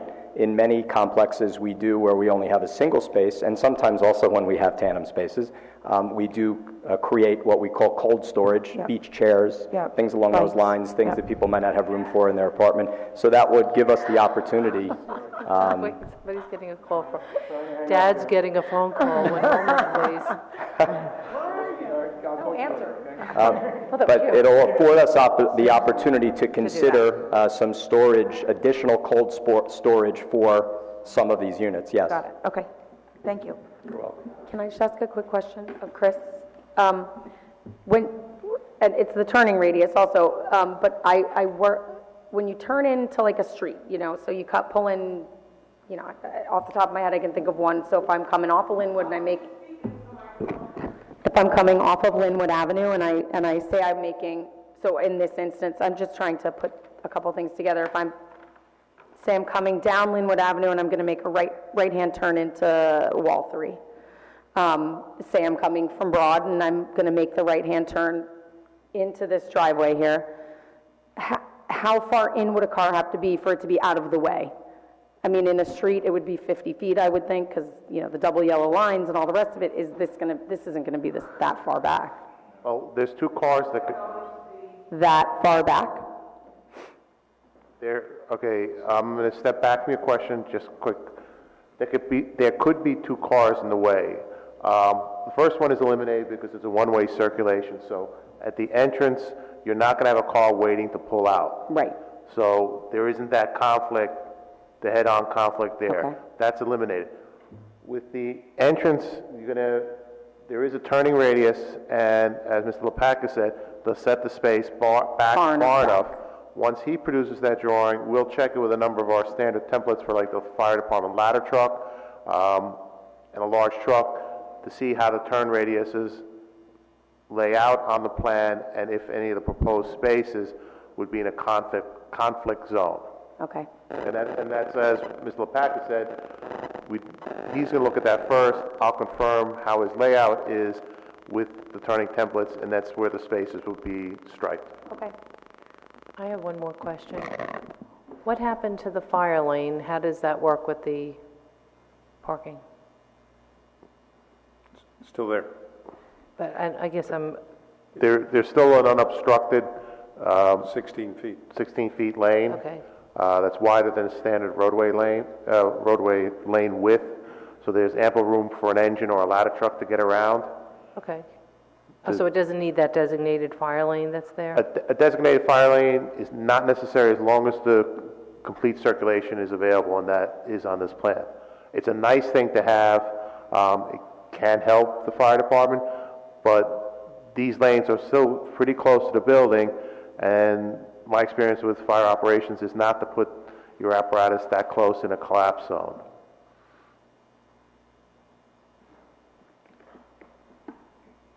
Well, we want to make sure that no one parks in that area, and if we're not going to, so you're saying it's not going to be marked on the ground?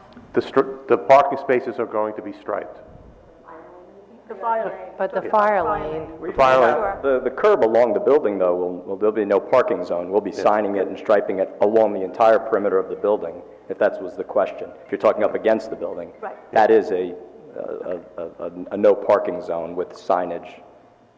I mean, that was always proposed that way. So No, what I'm talking about is like this designated fire lane, and it says no parking fire lane, and presumably that's where fire trucks go and other apparatus when there's an emergency. So if in the event of an emergency, where's the fire lane then?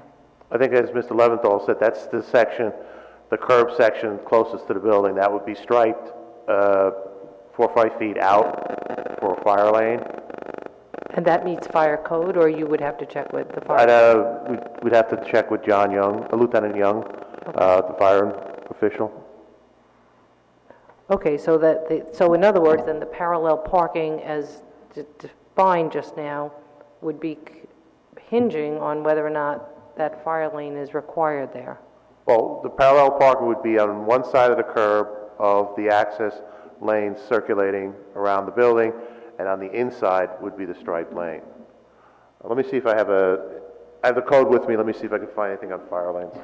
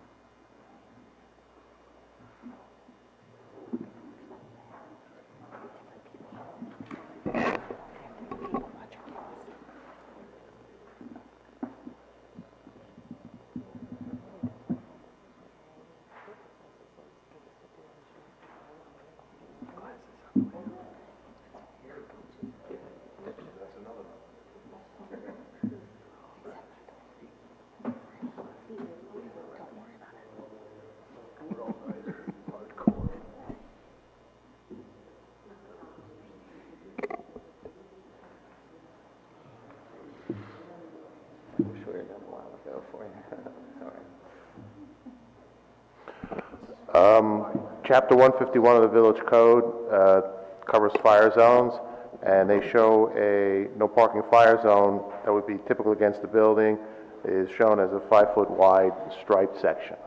Okay. And there's further information in the code as to the signage. Striping has to be yellow, fire officials' involvement, and so forth. So we would just make a stipulation in all of this that it's up to fire code as well? Well, and just, it's- yes, yeah, exactly. okay. And we, quite frankly, would put a no parking zone along there anyway.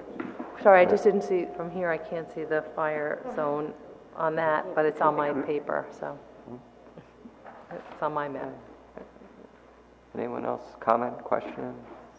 Any motion?